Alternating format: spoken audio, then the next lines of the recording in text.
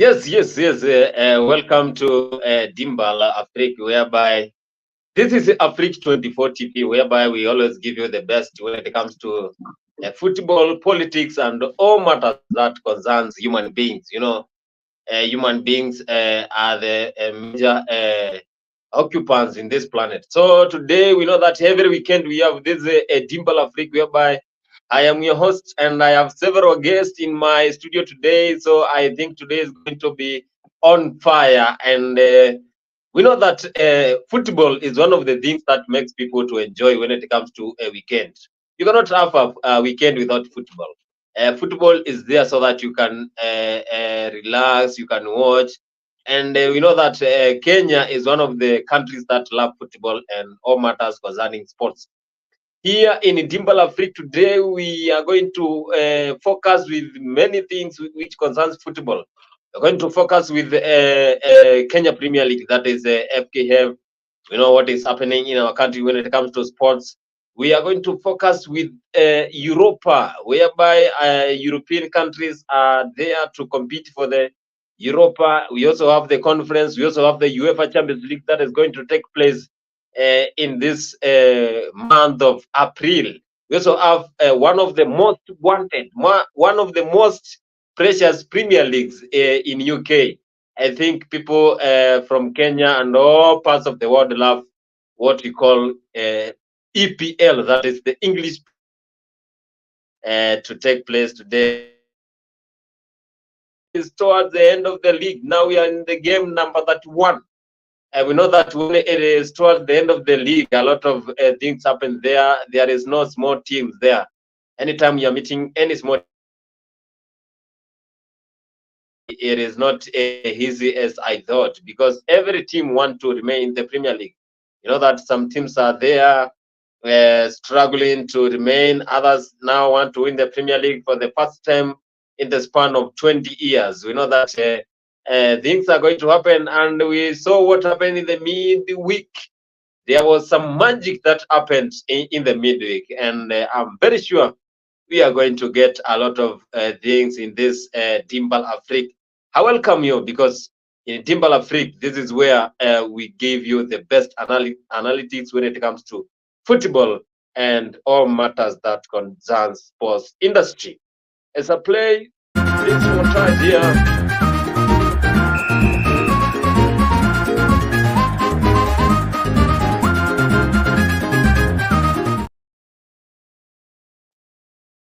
yes, and in the studio today, I am joined by uh, one of the football analytics. He's in sports, he's in politics, everywhere is there, Honorable Vincent, and I'm very sure today we're going to discuss a lot of things. I want to welcome Honorable Vincent so that I'm not going to call you Honorable because here is matters of sports. I think you will give me another name so that I can give yours today, so that I can be calling you because we are here in the sports, and I'm very sure we are going to get a lot of discussion when it comes to sports.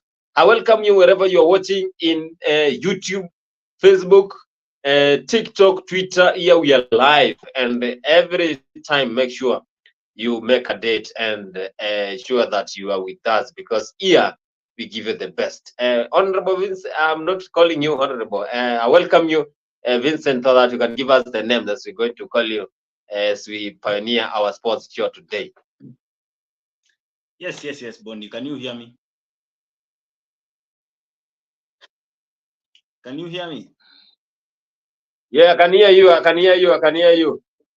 Okay, how are you, people? How are you, people? Most of you are used to me being a political analyst, and I want to confirm today that I have been a staunch supporter of Chelsea since I was in class 3. And today I'm going to take the name teacher because that's the name I was given since I was in high school. I teach a lot of things, and in sports, I prefer to use teacher official because that's the name that I prefer to be called as a nickname. Besides Honorable Vincent, that is an official name that I use when I'm doing podcasts or interviews of political stuff. So today we are going to debunk a lot of things. And guys, stay tuned. Today I'm going to give you a sure bet. I think I am going to give around 5 odds for those people who stick to the end. And I'm sure if you bet and put a good stake there, you're going to get some good returns afterwards. So join us. Let's begin this interview. Let's begin this podcast and let's analyze these sports. Let's get entertained, and I hope we will have a good time here. Thank you. Yeah, thank you so much, Vincent. And I'm very sure that we are going to talk more when it comes to football and sports. And to start with,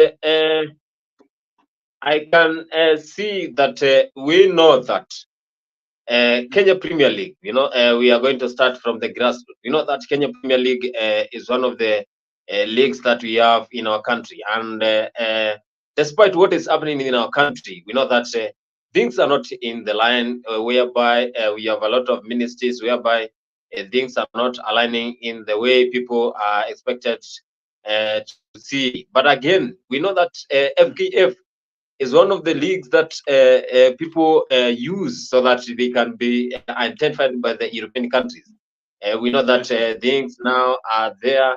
We know that it was like a week ago that Kenya Premier League, that is the FKF, was given a notice by the FIFA all the way from Zurich, Switzerland, that if they are not going to have the HGM, definitely they are going to be banned from the AFCON that is going to take place in 2027. And if we are banned, then we will lose that Pamoja bid, because we know that we have the Pamoja bid that is going to take place in 2027, whereby Kenya, Uganda, and Tanzania are going to have this AFCON, and they are going to host, because there was that agreement that was taking place in some months ago that Kenya, Uganda, and Tanzania are going to host. And we know that if we are banned, then definitely it will be an advantage for Samia Suluhu and Benja and Yoweri Kaguta Museveni. So FKF, Nick Mwendwa, and the entire team, they faced that threat from the FIFA. And we know that FIFA is not a joke. Sometimes back in 2018, we were banned by the FIFA. And after some continuous discussions, they freed our sports and the entire FKF. So are we going to be banned again? And Mr. Vincent, as I ask you, what do you say about this? Because we know that if you're banned, then definitely there'll be a major, there will be a big disadvantage, because if we are not hosting this AFCON, then we have never hosted AFCON. It has been there, countries have been there. We saw what happened in Ivory Coast, that is the month of January and February, whereby there was some magic that we were experienced there. Some small teams, small countries such as Cape, small countries such as Angola, small countries such as DRC Congo, they maneuvered their ways until they went to even semi-finals and also quarterfinals. We saw what happened to South Africa. And South Africa, we know it hosted the Africa, that is the World Cup. It is not easy to host World Cup. You need to be developed country. You need to be having those qualities. You need to be having those development. You need to be having the best infrastructure, the best amenities. That is the other amenities, because this is a worldwide event that is taking place. So you need to have those development. So we are having this situation whereby the FKF is not having this AGM. What do you say about this ban? If we get this ban from FIFA, what are some of the things that are going to be expected, and what are the challenges that we are going to face if we are banned by the FIFA from hosting the AFCON, and also taking place in these activities that involve international competition? First of all, Bonnie, let me let me say that it's very unfortunate that we've been having problems with FIFA for years. That's why our football is one of the worst.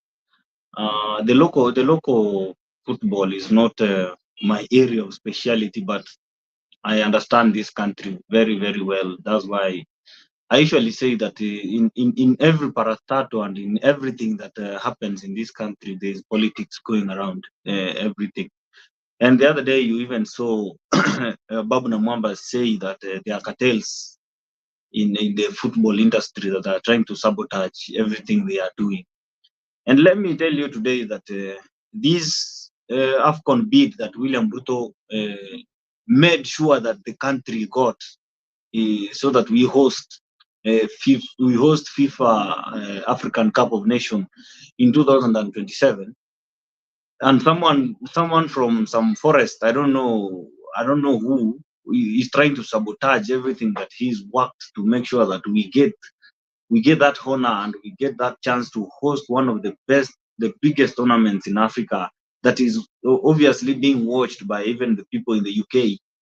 And someone wants to sabotage that. We are not going to let that happen. I'm sure even the team that leads the sports in his government, led by Ababu Namwamba, is not going to let that happen.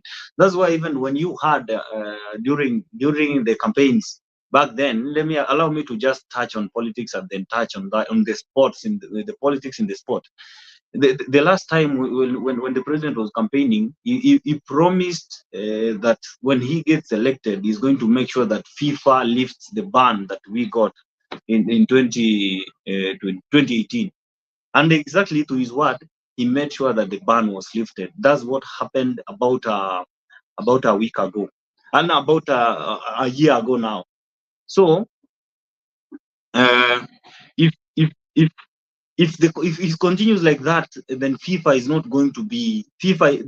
The body that chairs the KPL, or the FIFA Kenya team, is going to be problematic because I don't think they are doing the right thing as per the wishes of the president, and they are not doing well as per the wishes of Kenyans, because the talents in football are so many in Kenya. Only that noticing those talents is becoming a problem because the cartels in that sports industry are focusing on siphoning money from FIFA and siphoning money from taxpayers' money and siphoning money from the funds that work hard to support these clubs. So I think all these shenanigans you heard that you are going to be banned. Let me tell you one thing. I'm very sure if William Ruto has to sacrifice someone, let him sacrifice this Nick Mwendo guy, because this guy has been a problem. He's the cartel in this industry of sports. That's why we don't even prosper in football. You saw what happened about a year ago, and the footballers were delayed to sijui walilala wapi, sijui walikosa kitanda ya kulala. They even arrived late at the venue of football. So I think if Nick Mwendo was to be removed so that the problems that we have in Kenya, in the Kenyan sports industry, ends, then so be it. Because I don't think we need that guy. Eh?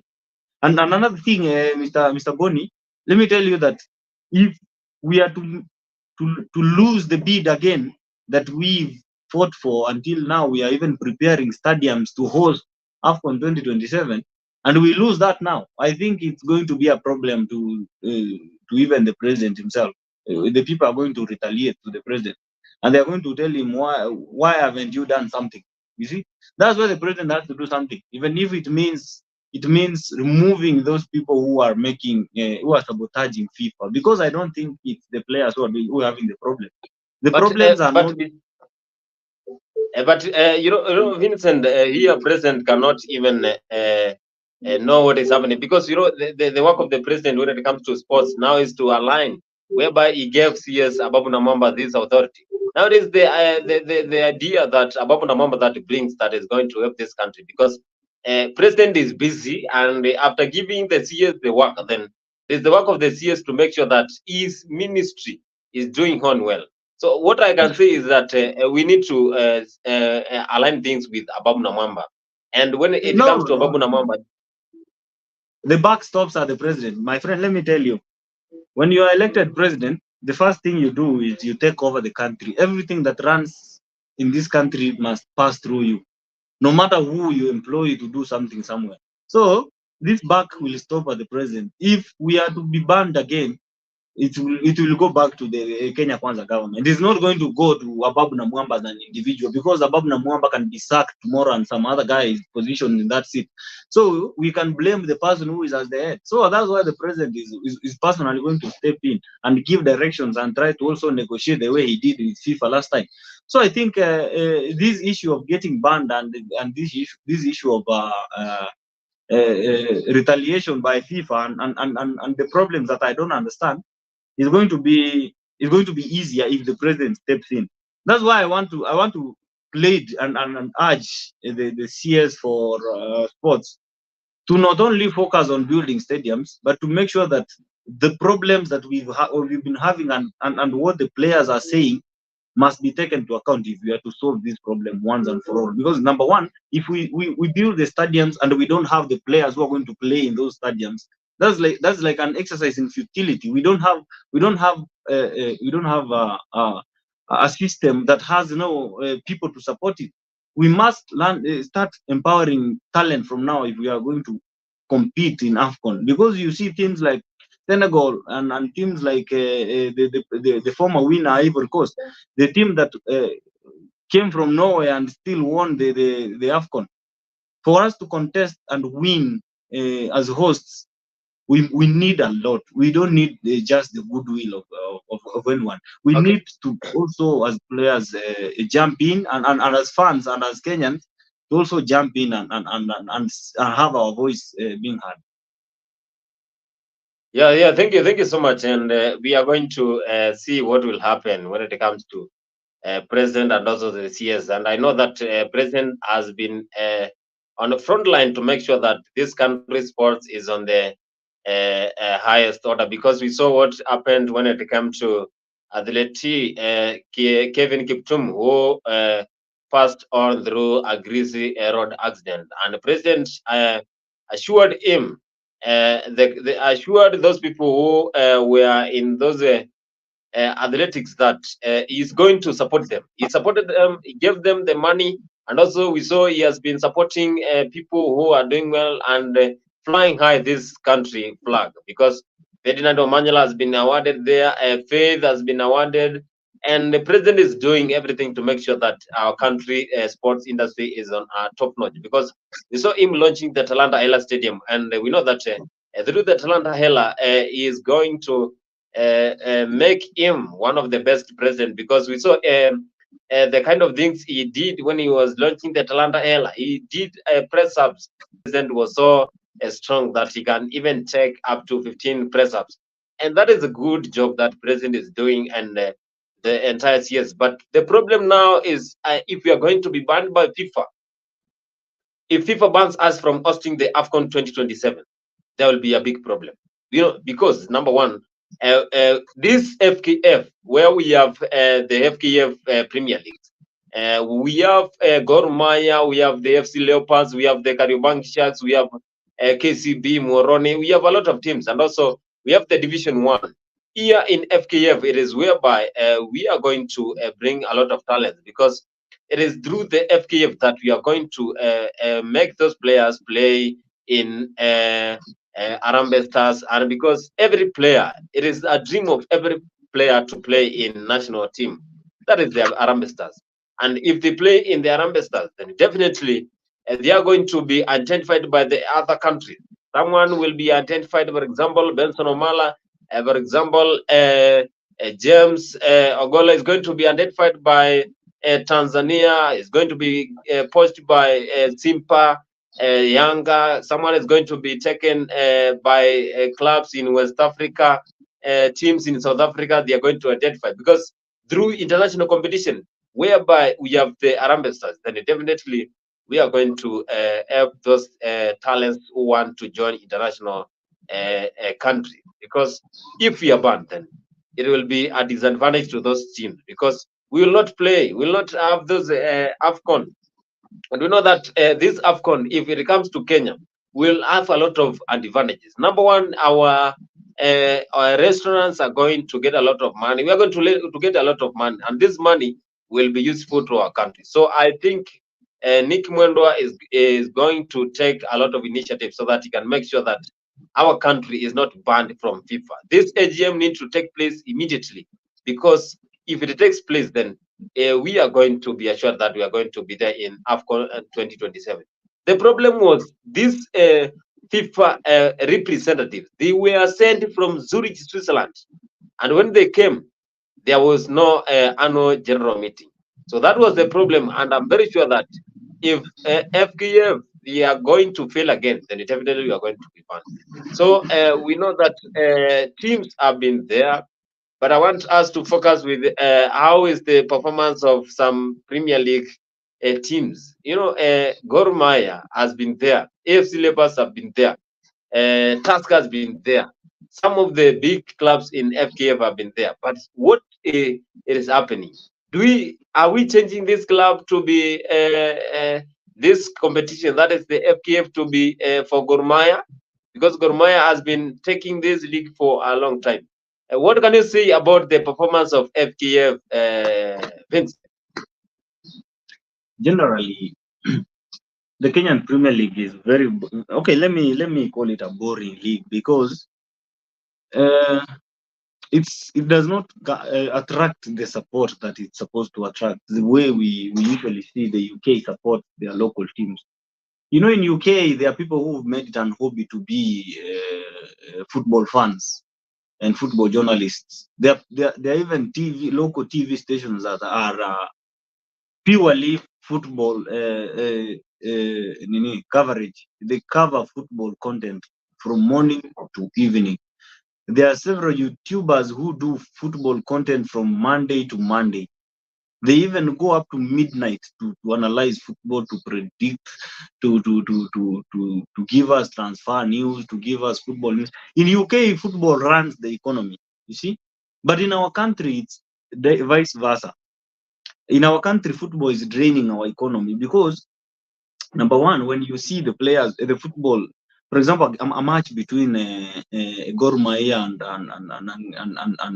FC Lowbats, those two teams, they end up destroying a stadium that has been built using a lot of money, and the government, instead of supporting them, now they ban the fans from even attending the game. And you know that the fans are the people who run football. They are the people who fund football activities, you see.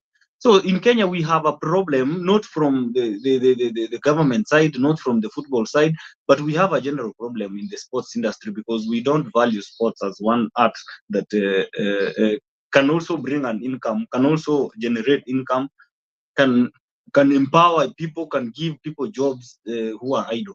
In Kenya, we don't take football seriously. That's why I can tell you in the past 2 years, Kisi's, let me use the word Kisi's, Abagusi demonstrated that football can be a unifier factor if we let it be a unifier factor. You saw how the people used to turn out in big numbers to support Shabana in the previous when they were in the National Super League. That's the spirit that we need as people. Even if we have to divide ourselves in tribal lines to support our football clubs, let it be. Because, for example, in our stadium, there's a time I think we were having a match, and the former prime minister was attending, and we were told not to pay even a shilling because Raila is coming to give them about 1 million and Simbarati to give them 5. We have a problem in football because as the same as it in other sports, we all rely on politicians' will to run our football industry. Our Wakisi decided that we will run our football independently. That's why we used to turn up in good numbers. We used to pay up to 300 shillings. If VIP used to pay even up 500 shillings to try and support Shabana so that we regain the pride that we used to have in the early 2000s. But what happened when we were prospering? The politicians and those cartels that who ruined Shabana before came out and started again doing the same thing and ruining again the support that the fans had built. They started dividing us in lines of the tribal lines. Because personally, I'm a UDA person, and I am sorry to say that to those people who are listening to us who are not political, but as a UDA person, if someone from ODM comes and give all the players uniforms written his name on the back, that Honorable Simba Arati, Governor, I don't know what, as a fan, I will feel hurt and I will feel betrayed because I've come to support this team not as a political party, but as a person, as an individual who is going to get money from my pocket and use my voice to shout hard so that they can feel that confidence. You see, but we have a problem in this country because even the football teams are playing. so that they can attract the support of the politicians. You saw the other day the I don't know, this team from Western, I don't know, is FC Leopards, which was celebrating 60 years. They went to the to State House to invite the president to come and contribute to them. You see, and the president gave them a good money. And now you will see another team again trying to do the same thing, recreating at 20 years anniversary, so that they can come and also invite the president, so that they can also make money. Football has become something of these rich elites, these people who run clubs, these boards that run clubs, to siphon money from government instead of building the teams, building this. Even if I were, maybe for example, let me use a team like Gor Mahia that has established itself. This team gets a lot of income, both from Kenya and the external support from the well wishers. These people could have been working so hard to build their own stadium, so that they can be a private club, so that for you to even go to watch a game in their stadium, you paying knowing that this money is not going to someone else's pocket. It's going to the board that runs the club and the activities of the club. But what happens in Kenya? We have to hire a stadium. For example, if you are playing in Raila Odinga Stadium in Homa Bay, you have to pay, I don't know how much, the money that even the players, I'm told that some players are given 4,000 per week to play football. I can even choose to gamble and play a theater to make that 4,000 every week, instead of wasting my time going to the pitch to play and get 4,000, while the pitch owners are being given about, I don't know, 50,000 to give you a playground to play. If our football teams themselves were to be serious, they could be gathering funds and trying as much as possible to build their own field, because it's not that expensive. You don't have to build it in a place that is overpopulated. For example, the Gor Mahia fans are mostly situated in Nairobi and Luo Nyanza. So if they are to look at which fans, where can we put our stadium so that we get a balanced ground, where we can get a diverse support, they can build it in Nairobi if they have to. They can build it towards that river, towards Ngong. You see, where the funds can get, or they can build it in Nyanza, so that they stop using these county build environments, so they are dictated when to use them. For example, right now I can tell you, our stadium here in Kisii County, it's being used as an office of the governor. It's not running any activities of sport that it's intended to do. It's an office of the governor. Imagine that. Imagine a shame that a governor runs his activities from a stadium that is supposed to be used by Shabana to play as an home ground. Right now, we are using, I was told that we are using a stadium, I don't know, from Machakos. So even the fans cannot travel from Kisii to Machakos every Saturday to go. Today we have a game with Posta Rangers, and our home ground is in Machakos. How am I going to travel from Kisii to Machakos to watch a game in Machakos? Really? I get you, I get you, I get you, I get you, Mr. Vincent. And what I can get from your point is that we need to take away politics from sports industry. We need to make sure that this is a neutral ground whereby Yes. people who are involved in politics are not anymore involved in sports, because they are going to ruin, they're going to make the sports industry go low. We need to have a specific people who are always keen on what is going on in sports, because if they bring on politics in sports, then some people are going to be affected. And we know that politics is differently from what is involved in sports industry. So what I can say is that politics should be kept away, and we need to focus with the sports in our country, because I saw what happened in Nyayo National Stadium, whereby AFC Leopards were celebrating 60 years. A lot of leaders were there, and I saw even the president himself there. He was invited to attend that meeting and the celebrations, and a lot of leaders were there. I saw even Simba Arati, I saw Edwin Sifuna, I saw a lot of leaders who are in politics. But again, it is good they took place, because that was a support, sign of support to the sports industry. But again, when it comes to politics, they need to keep away and make sure that we don't have politics in our sports industry. Here, I'm joined by one not like Omasanya. I welcome you to this sports show. Give your remarks in our today's show.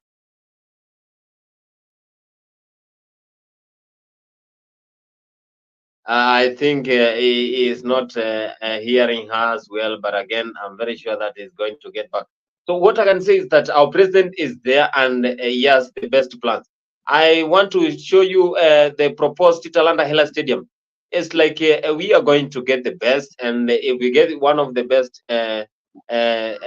field and the stadiums like this proposed one, then we are going to be a better country. In Tanzania, they have Benjamin Mkapa Stadium, and I have seen what is happening in Tanzania, and the support from Mama Samia Suluhu is one of the top notch. Because yesterday I saw even the tweet from after the Simba were defeated by Al Ali, and that was a great support, because even if he is busy with the country, he has the support from in the sports industry, and that is good. And we know Uganda, Museveni is ready.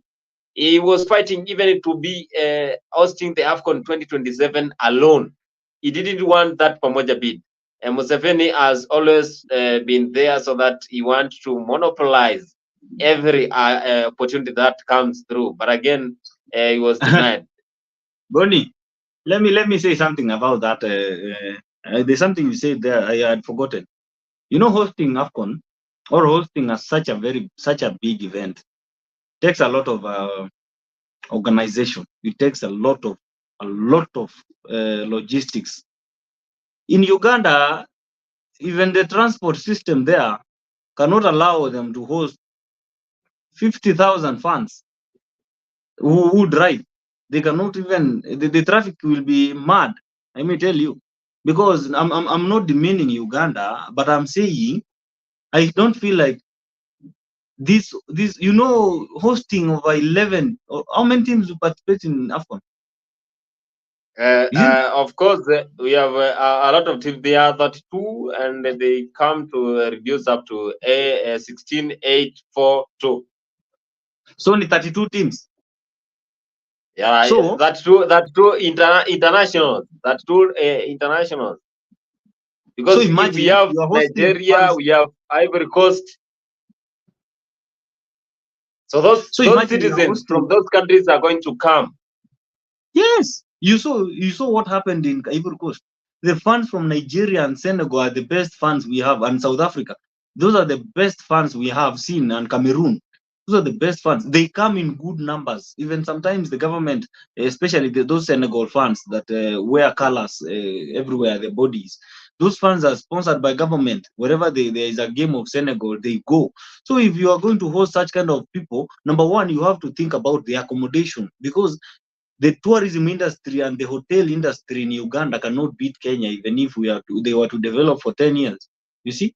So Kenya is not a selfish country. And I want to commend our president for that. The president saw that opportunity as one way of unifying East Africa. And he said that if we are to host this AFCON as Kenya, we are going to have a problem, because we have not yet built enough infrastructure. Not the infrastructure that will to host the game. No, the infrastructure of hosting such number of people in a country. Because if we are to host those 32 countries and I want to citizens, ask you a question. I want to ask you a question, Mr. Vincent. Do you think Kenya is able to even host the opening for AFCON, that is 2027, yes, alone? Let me tell you, even the finals, we are supposed to host the opening ceremony and even the finals, semis and finals, because I think as far as I'm concerned, even those people from West Africa are excited to even come to Kenya, not to other countries. They want to come to Kenya. They want to see Kenya. This thing that we call the magical Kenya. If we are to build this Talanta City Stadium, we are going to have a very big, a 60,000 capacity stadium that is going to have the requisite requirements that FIFA allows us to use as a standard stadium, that will have those lights that creates those animations. We have the standard let me say, the standard production team will be given a contract to make such an entertaining opening. You've seen our national events and compare them to other countries. When we are having a national celebration, sometimes I usually imagine that if we were to have technology and that could make the stadiums go dim during those entertainment times. You know, sometimes in those national celebrations, we have 30 minutes entertainment that is always very marvelous. Most of the people go to the stadiums to watch that entertainment. You see, that is going to, that's Kenya. Kenya understands what the international community does, and we have copied mostly from the international community, the UK and the American culture. That's why I prefer that we Kenya host, and I think we are going to host the opening ceremony and the semi-finals and the finals and the closing ceremony. Those are going to be in Kenya. You see? Do we have in Nairobi, for example, in Nairobi we have Nyayo National Stadiums, we have the Ulinzi complex, we have this proposed Talanta Hela that is going to be constructed before 2027, and we have some other grounds that are going to be renovated when it comes to AFCON 2027. In Nairobi, where do you think we can have this opening match? And you know that it's going to have a lot of people. You know, Talanta, let me tell you. You know, you've not seen the structure of Talanta City. Talanta City Stadium is not just I want a you to stadium. see this is the proposed Talanta Ella Stadium.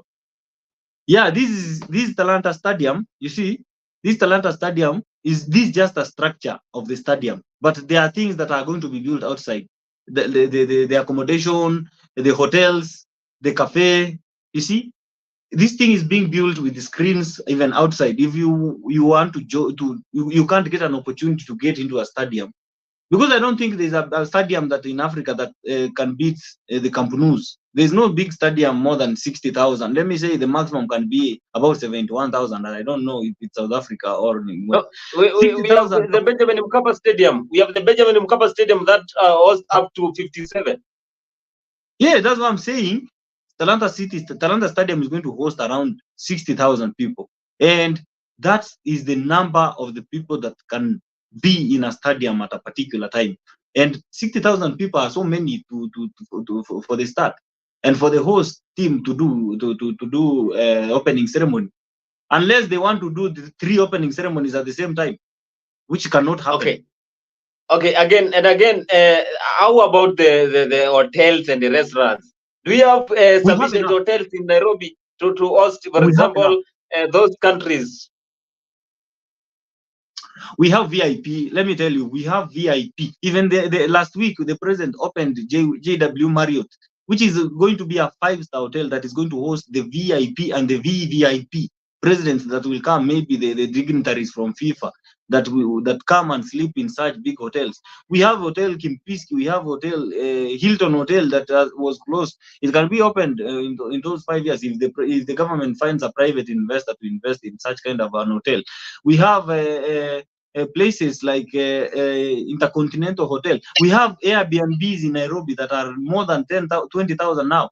The affordable housing plan that is being made, most of those houses are going to be used as Airbnbs. If you have money, I tell you, my friend, you can also start investing now and make sure you put your money in the Airbnb business in Nairobi, because that's going to be an income in the future, and it's going to be bigger than hotels that we have in Nairobi. We can host the small class funds from those people who don't need to sleep in big hotels, those we can accommodate in the lodgings and the small restaurants in Nairobi. We have the infrastructure. You know, one thing I consider that we need is the roads, because moving the people is the problem, because the people will be most of the cars and the vehicles and the transport industry is going to be there's going to be a jam if we don't invest in our infrastructure. And you can't compare Kenya with other countries in terms of infrastructure in that sector. And we can see we have a very, very reliable source of energy, especially the electricity that we have in Kenya. We need that power throughout the game. You know, you heard what happened in Tanzania about 2 weeks ago. There was blackout for over 9 hours. all over the country. Of course, in Kenya, sometimes it happens when there's a lot of rains, but we know that it's something that we can do. And to compare us with Tanzania, maybe because Tanzania are are ahead of us in terms of football, not in terms of the infrastructural capabilities. That's why we are even rushing to build this stadium in time, so that when it comes to 2027, we get enough stadiums. We have, you said we have Kasarani, we have Nyayo, and we have Talanta Stadium. Those three stadiums are enough for us to host three matches. We will use Benjamin Mkapa, and maybe there is one in Kampala. Those are five stadiums that can help make the Nini go swiftly. Because there is one thing that we forget: the training grounds before you join the pitch. Those are the things that we need to talk about, because I'm sure now Kisumu Stadium, Bukungu Stadium, and Eldoret Stadium, they're going to be used as training grounds, so that because they are accessible to airports. You see, the players can be playing in Nairobi and then fly down to Bukungu Stadium as their home training ground. You see, and preparation grounds, and that's why I'm telling you, the hoteliers in Kakamega, the hoteliers in Kisumu, the hoteliers in Eldoret should invest and do a good job, so that they can get that reception of big I get you. names. I get you, Honorable Vincent, and I'm very sure that it is going to be tough come 2027, because we need to prepare early, and we also have the Dandora Stadium that is being proposed there.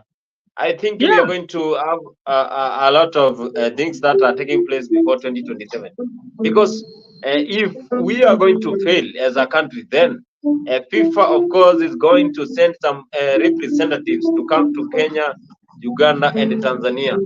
And if they come, then they are going to tour and see the kind of stadiums that you are having, the kind of hotels, restaurant. Because any country now, do we need to have also the security? We need to have the security for the players and those countries, because a lot of people are going to come into the country, and that is going to show us that we need to improve in every dimension that involves those countries that are going to come here. Because if we make a mistake, then definitely the mistake is going to cost us for even centuries.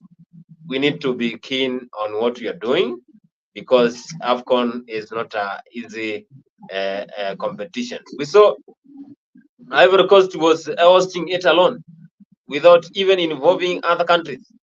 Do you think we saw the Conan Bali Stadium that is in Ivory Coast? It almost took some of the countries to be hosting the matches there, because it hosted the opening, the semis, and also the finals. The Kolibali You know, Stadium in Ivory Coast was one of the best.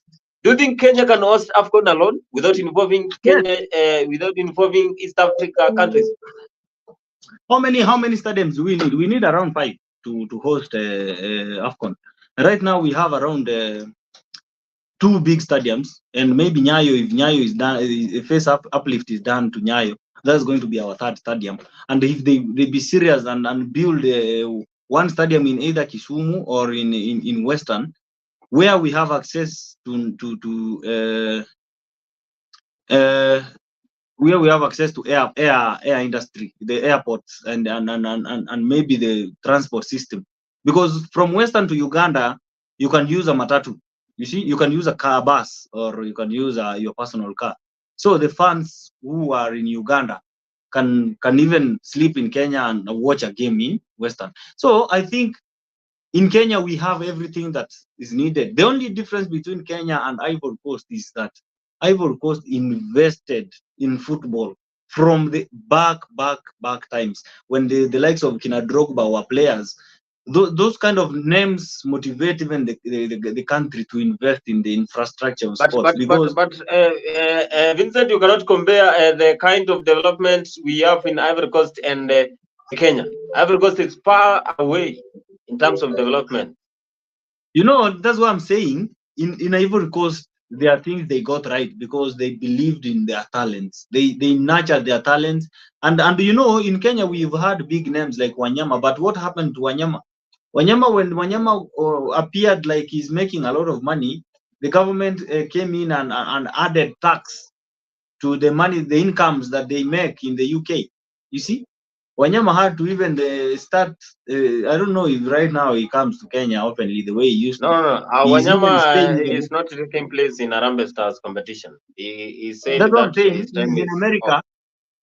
He's in America right now, eating his pension and eating his retirement in peace, because the government then did not want to support football as an industry that will give jobs to youth. So I think in Ivory Coast, the difference between us and them is that they invested in football early. If we prepare ourselves and invest in more than 11 stadiums, I tell you, Boniface, we are capable of hosting even a World Cup tournament if we are to build 11 standard stadiums. The same way we have, if we have 11 stadiums like Talanta Stadium, we are going to have even a chance to even bid for World Cup in the future. It doesn't have to be 2032. It doesn't have to be 2040.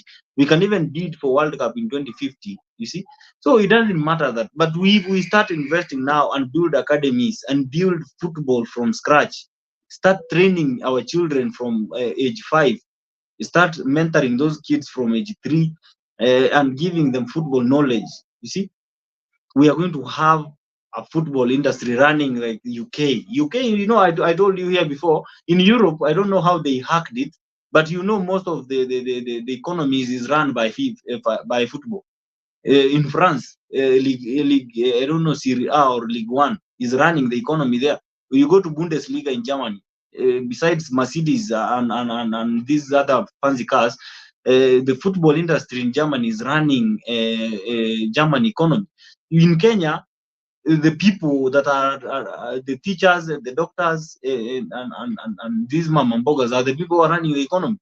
We have not empowered our young people to use their talents well. That's why in this Talanta Stadium and this Talanta Hela story that the government is trying to push ahead, I hope that this Talanta stuff is going to be taken seriously and they are going to do the job that is required so that we can even get a chance of hosting this tournament on our own. We don't need to rely on our neighbors to host.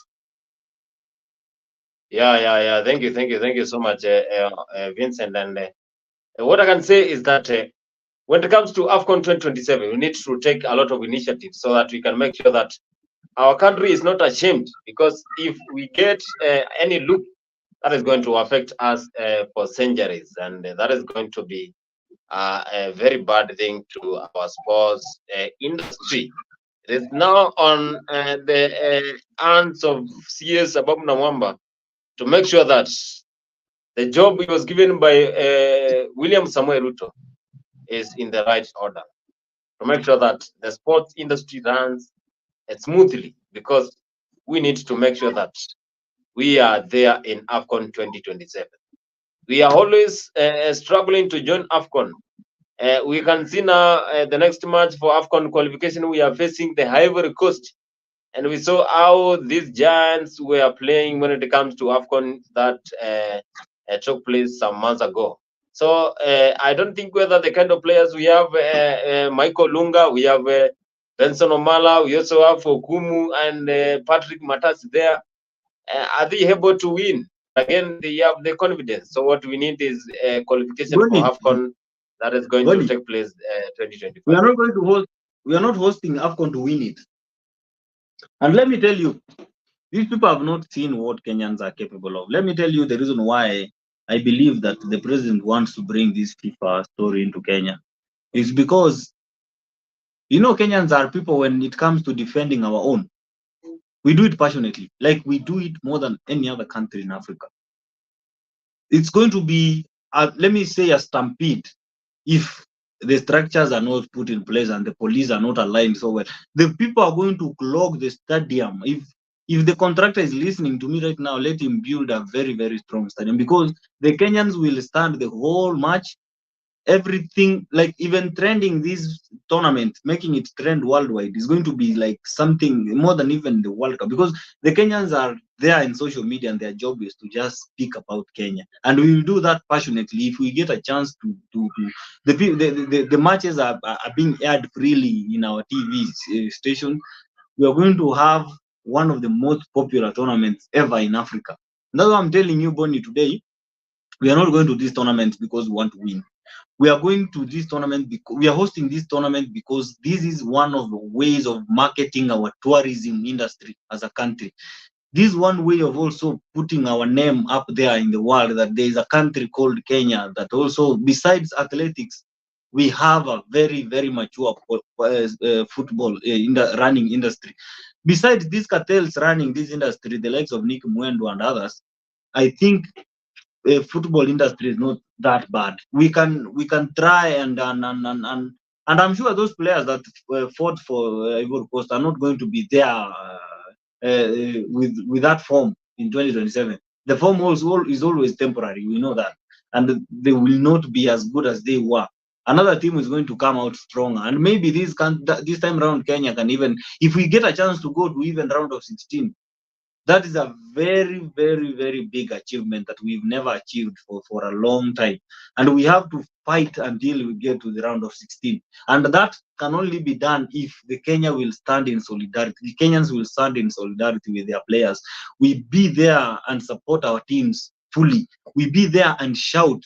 We make sure that we are making a lot of noise. You know, those noises threaten their away fans and threaten their away players, and they think they forget to even concentrate on the tactics. That's what we call distraction in football. If you distract a player for a second and we get a chance to progress our passes, we win. And that means that the football, the FKF and the Kenya, I don't know who manages the Kenya national team, they must make sure they get it right in the tactical team. The technical bench must be the best.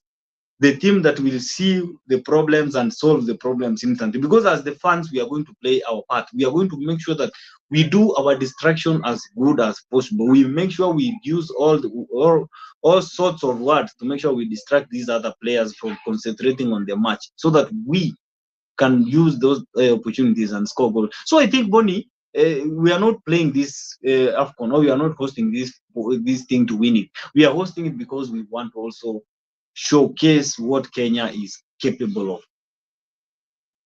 of. Thank you so much. I get you. We need to show what Kenya can and do. in fact, And we always say, I think the games are starting in a few. What I can say is that our country need to be serious, because we need to perform up to maximum when it comes to this AFCON. Today we have a lot of matches. By the way, I know Kariobangi Sharks is playing, Tusk FC. We have Shabana is playing there. We have Bidco there playing, KCB. We have the Moroni Youth playing, City Stars. But what I can say is that the Kenya Premier League is going down. We need to improve it, because we have seen Gor Mahia dominating this league for a long time. FC Leopards, after that 60-year celebration, they are still in the number 9, 10. They are in the middle of the table. So what I can say is that teams now needs to get the full support, because we saw what happened sometimes back, that the teams, they don't have money, the players, they are not paid, and we know that these players have families, and they need to eat, they need to do their basic things. So what I can say is that the government, the CS, they need to support our players, they need to support the teams. The teams need to get the full support, because even the Mathare Islam, the Mathare United, even the Kariobangi Sharks, even the Moroni Youth, they need to get that support, because after that they are going to show what they know about football. They are going to play very well, and after they play very well, then definitely our Premier League is going Crystal to Palace be just scored. run. Crystal Palace has scored. What I can say, we are going to come there, Honorable Vincent. Don't worry about it, and you know that things are not going to be easy. And race, our today's headline is race for Premier League table. What I can say is going to be tough. And again, as we finalize on this one, what I can say is that our CS and the entire sports in the country, let's impress on making sure that our sports industry is on the top notch, because it is only by this that we are going to nurture those talents.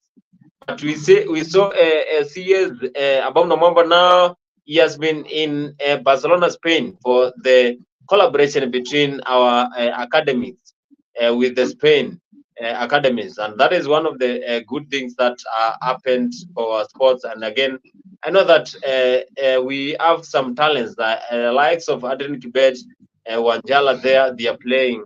And what I can say is that they are going to make sure that our sports are in top notch, because if they play in those academies, then they are going to be one of good players, and they are going to play for the big teams, that is Barcelona, Real Madrid, Manchester United, and Manchester City. As we pen down on that, I want us to focus with the Premier League, that is the EPL. EPL is one of the most wanted leagues in the whole world. And when you have the EPL, then you definitely, you know what happened. And here is Afrique 24. And in Afrique 24, we have a lot of programs that take place. And yesterday, we had the Bed of Roses. And we know that in Bed of Roses, we always have the best ideas. We educate, inform, and also make sure that when it comes to love, then your partner and your couple is in the right order, because here we discuss on what matters that involve love. Make sure you have a date with a Bed of Roses, because in Bed of Roses, here you are going to be educated. You are going to learn more about love. Join us every Friday from 8 p.m. to 9 p.m. for a captivating journey into the world of love, relationships, and romance, presented by the dynamic trio Maggie Knox, MC Jesse, and Annie Waweru. Bed of Roses promises to be your weekly dose of heartwarming stories, insightful discussions, and expert advice on matters of the heart. Whether you're single, in a relationship, or simply love a good love story, this is the show for you. Don't miss out on the chance to unwind and indulge in the joys and challenges of love, all brought to you by our talented hosts. Tune into Afrique 24 every Friday from 8 p.m. to 9 p.m. and let us guide you through the enchanting world of Bed of Roses. Subscribe now and mark your calendars. You don't want to miss this. See you there.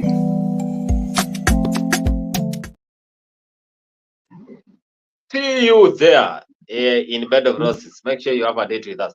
And I want us to discuss on the Premier League. Mr. Vincent, you know that Premier League now, we are in the March 31, and some teams have 29, the others have 30, 31, and now it is the battle for the strongest.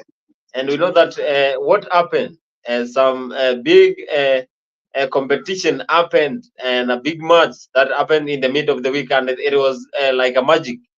Actually, whatever I saw there is something that I cannot even explain. But it was a good game. Premier League now, we have Arsenal, Manchester City, Liverpool, and Aston Villa there. What can you see about the Premier League? Because we know that the race now is going to be tougher.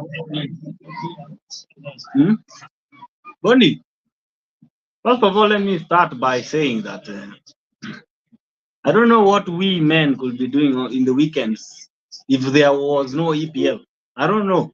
Personally, I don't know what I could be doing over the weekends if there is no EPL. Like, I don't know. You know, you remember back then when we were in university, what we used to do? Me, you, Joshua Oronyi, and the rest, we used to spend numerous hours watching from EPL and ending up midnight watching La Liga and Serie A. You know, football is something that I call a spirit, because football is a spirit. This thing is one thing that makes people's hearts either hurt or happy, and that heart is happiness to other people. So I believe football is one unifying factor that can never be challenged by anyone. That is why the EPL has stood out as one of the best leagues in the world. And that's why you're seeing everybody is turning their attention to who is winning what. You see? And I tell you, no, in the EPL, sometimes this trophy doesn't matter. The thing that matters is, are you qualifying for Champions League? Because you know, in England, qualifying for that top 4 spot, is something that Arsenal has really tried to work on for over 7 years before they got back into the Champions League top 4. So I tell you, Bonnie, the EPL is the best league in the world, and we can never challenge the EPL. And as a Chelsea fan and as a staunch supporter of football, I believe that this football can also become, let me call it something that it's something that also can help people mentally. Wanaitanga mental health. I don't know the exact word I can use. Football health. Personally, when I'm sad, when I'm bored, I watch the highlights. You see, hata sahi ningekugeuzia uangalie TV, I'm watching our replay. I am not getting my eyes off that replay. Man U and Chelsea. That has been the best game of my season. I have never seen a game like that. I have watched that game 10 times. I have watched that 10 times. In fact, Chelsea uploaded it yesterday. I have watched that highlights for since morning yesterday. I watched it the whole day, and I can tell you, football is something that makes people happy. And I personally love football, and I love Chelsea, and I believe that most people who love football the way I do understand what football means to you. Because personally, right now I am watching the Man City game here as we are speaking, and I cannot feel distracted by anything. But if someone calls me and tells me let's talk about something, I'm not going to talk about that. But talking about football and watching these football matches every Sunday and Saturday makes me happy. So what was the question?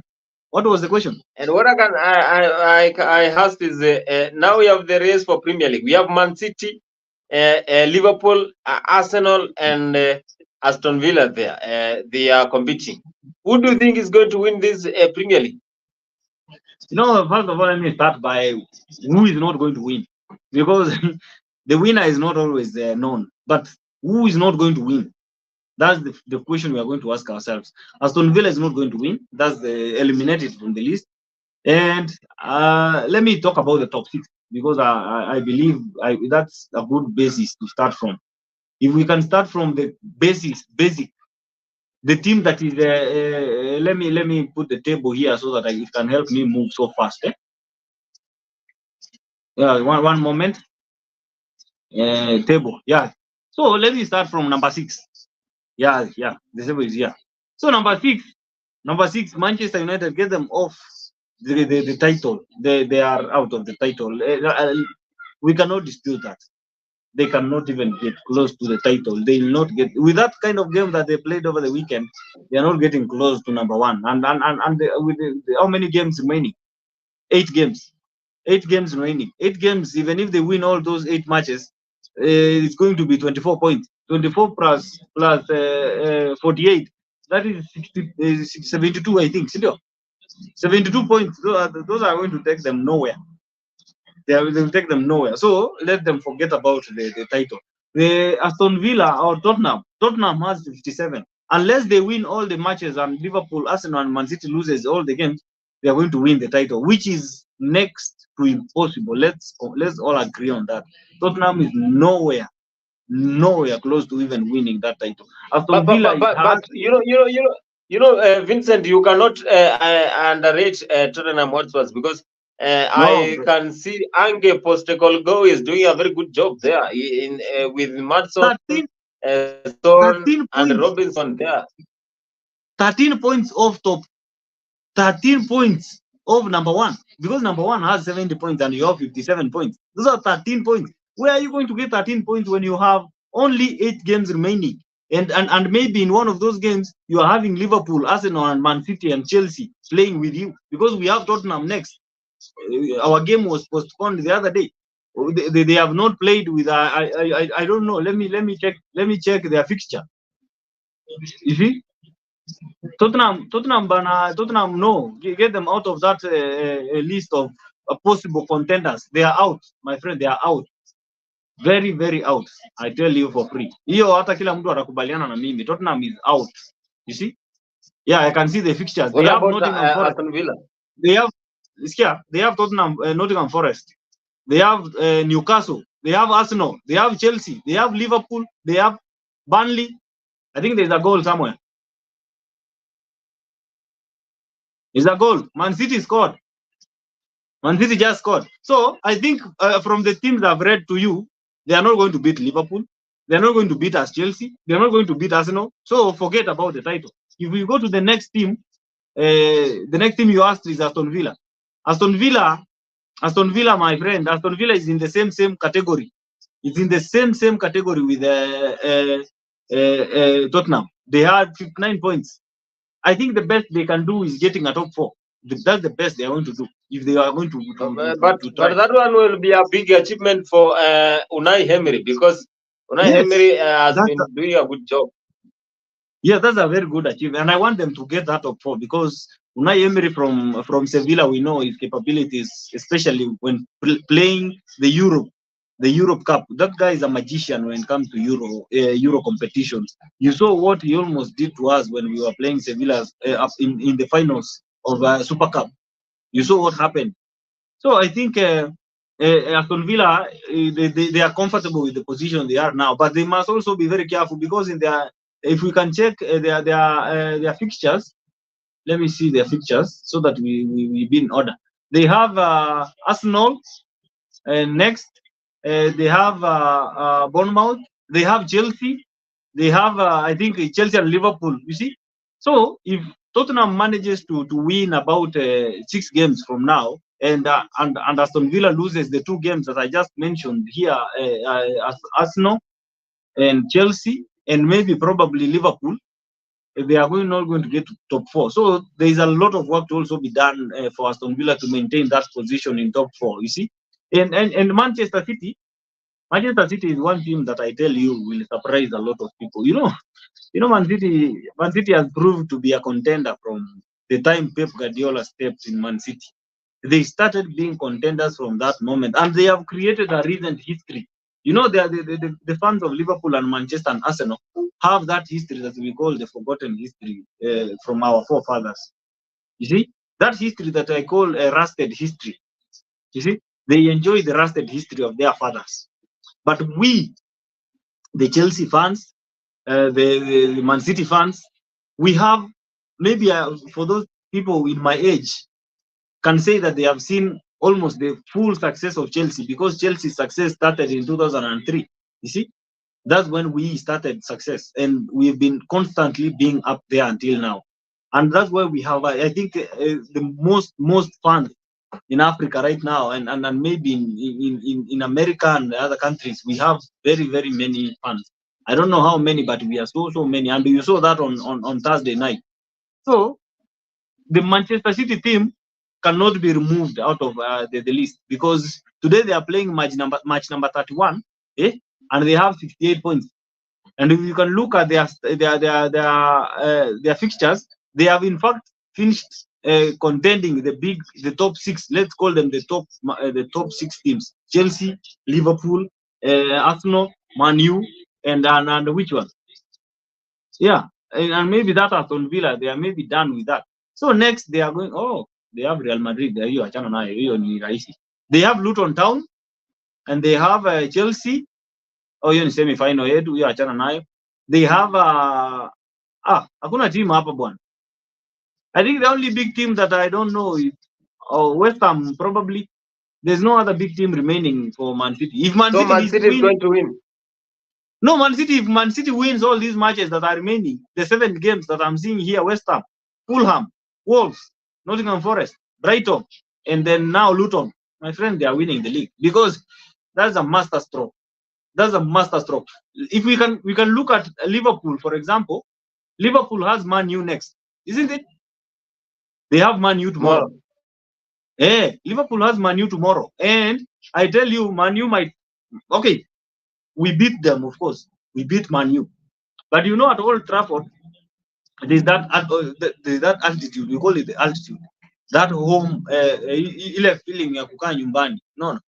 Even when the Liverpool fans visit Manchester United or Old Trafford, there's that tension that you get because kuna ile culture ya Old Trafford, we know it, yeah, culture. Yeah. So that surrounding itself makes even the players uncomfortable to push the ball. But we know Liverpool are busy fighting for Jurgen Klopp. They are trying to give him But, the last but honor. what I can say before you venture into that match, Vincent, you know that Jurgen Klopp he won that Carabao Cup whereby he defeated Chelsea. And now he came to FA whereby after extra time Manchester United defeated them. I think Jurgen Klopp has this mentality whereby you don't know what is happening in the mind, because now towards the end of this season is going to get out of Liverpool. Do you think Jurgen Klopp can allow Manchester United to win tomorrow after their defeat in FA Cup? It's not up to him. It's not up to him to decide who wins. There's Man, you quite can a hold them a narrative that draw. happened. Man, you can hold them a draw, my friend. Man, you can push for a draw or push to win the game. You know how they did. You know, Man U is a lazy team. You know that they have lazy players. But when it comes to these rival clubs, you know, Man U and Liverpool have this historical rivalry that we know, and that history can never be written off. Tomorrow you are going to see. I'm not supporting Man U, and I will never do that. But I believe that tomorrow is not going to be a walk in the park for Liverpool, and they have to demonstrate that they are ready to win the title by beating. Vincent, we have Liverpool. I personally think that Liverpool cannot allow them to defeat them two matches consecutively, because they defeated them in the FA Cup, and we know that the front three of Liverpool is one of the best nowadays in the Premier League, where we have Mohamed Salah, the hard work of Darwin Núñez, and also the Colombian guy there, Lucas. They are doing a good job, and the midfield there is doing a good job. We have the Dominic Zombozlai there is doing a good job, and the defense led by Van Dijk. So, what you think Manchester United can hold them a draw? I'm not disputing the fact that Man U is going to win or to draw. I'm saying that there's a possibility that Man U is going to play a good game tomorrow compared to what they did in the midweek, because we know and you know that Liverpool is there trying to win the league. That's the reason why they'll make mistakes, because the confidence of beating Man U is going to also make, you know, football is something that we tunasemanga mpira udunda, and hauwezi jua mpira utadunda wapi kesho, and by going by the fact that I also want Liverpool to win the league, of course, or let me just say that if Liverpool can win, it's okay. But I also wish that this cup could also come to London this time round, but we don't have the powers to pull it to London. The only thing that we believe in, if Liverpool puts on a masterclass tomorrow, and I hope that they beat Man U mercilessly the way we did, I hope that tomorrow is going to be a more humiliation for Manchester United, and I'm praying for more humiliation. I hope they put that masterclass and beat Man U, but it's not going to be a walk in the park. That's my point. It's not going to be an easy win for them. But when they get the opportunities that Chelsea had, I hope that they take those opportunities so serious. They destroy that team completely, because we made silly mistakes as Chelsea, and I can never forgive our players for doing that. We made silly mistakes. The goals that Man U scored were out of the mistakes that we made as Chelsea. But for our goals, we made the goals. We created the chances ourselves. You see, we didn't bank on their mistakes. What I can say is that what I can say, Honorable Vincent, is that Liverpool is in the race for the winning this league. So whatever will happen tomorrow is going to tell us if Liverpool will be there for the title or not. But Jurgen Klopp, I'm very sure that is going to come there with the full momentum to win this, despite the stereotype of being in home ground. Is going to show them dust, and we will enjoy the football, because we know at the end of the day we need to get the winner. And Liverpool, if they lose the game tomorrow, they are going to be out of the league, because if Arsenal wins and Manchester City wins today, then the race is going to be very tough. So we expect it to be on top. What about Arsenal? Are they going to win the Premier League for the first time since 2003, when some of the supporters were not born? That's now where we are now. First of all, let me tell you, Arsenal is in a situation I call quagmire, because Arsenal have not won the Champions League in their life. They have not won a Champions League trophy in their career or in their history. They have Bayern Munich next week. They have Brighton tomorrow. I don't know today. Yeah, later today in the evening, 19:30. They have Bayern Munich on Thursday, on Wednesday, and they have Aston Villa in the weekend. So Arsenal is confused whether to seriously compete in the Champions League or to seriously focus on the EPL. That's going to put them in a problematic situation. They are going to be confused on which league to concentrate. You cannot concentrate on both and win unless you are already clear ahead. Right now, Arsenal are in a position where I call a critical position, because right now they win, Liverpool wins, again they go to number 2. Man City will win and they will go to number 3, and then they will win, they come to number 2. You see, so that's the position they are in. And if they lose focus and focuses, maybe they manage to draw to Bayern on Wednesday, and then and then lose or win versus Aston Villa on the weekend, they will try to rest players. If they draw against Bayern on the weekend, by the way, game ya Aston Villa watarest wachezaji sana, so that they get that fight to Bayern. They take that fight to Bayern, you see, and that will cost them a lot in the, because Aston Villa is not going to also kuwabembeleza huko haiwezi. So Arsenal must choose which league they want to win this time around. They just do their best in Champions League, because they are not going to win the Champions League. They will not win that. My friend, this Arsenal team cannot beat Real Madrid. I'm sure Real Madrid is not a good team, but kupiga Real bana, hata Man City inaenda kujaribu. Real iko form. Unajua what I can say, Vincent, tunajua Mikel Arteta. By the way, what I can say is that Arsenal are playing a very good game, and it's like they left the trouble for us, Chelsea and Manchester United.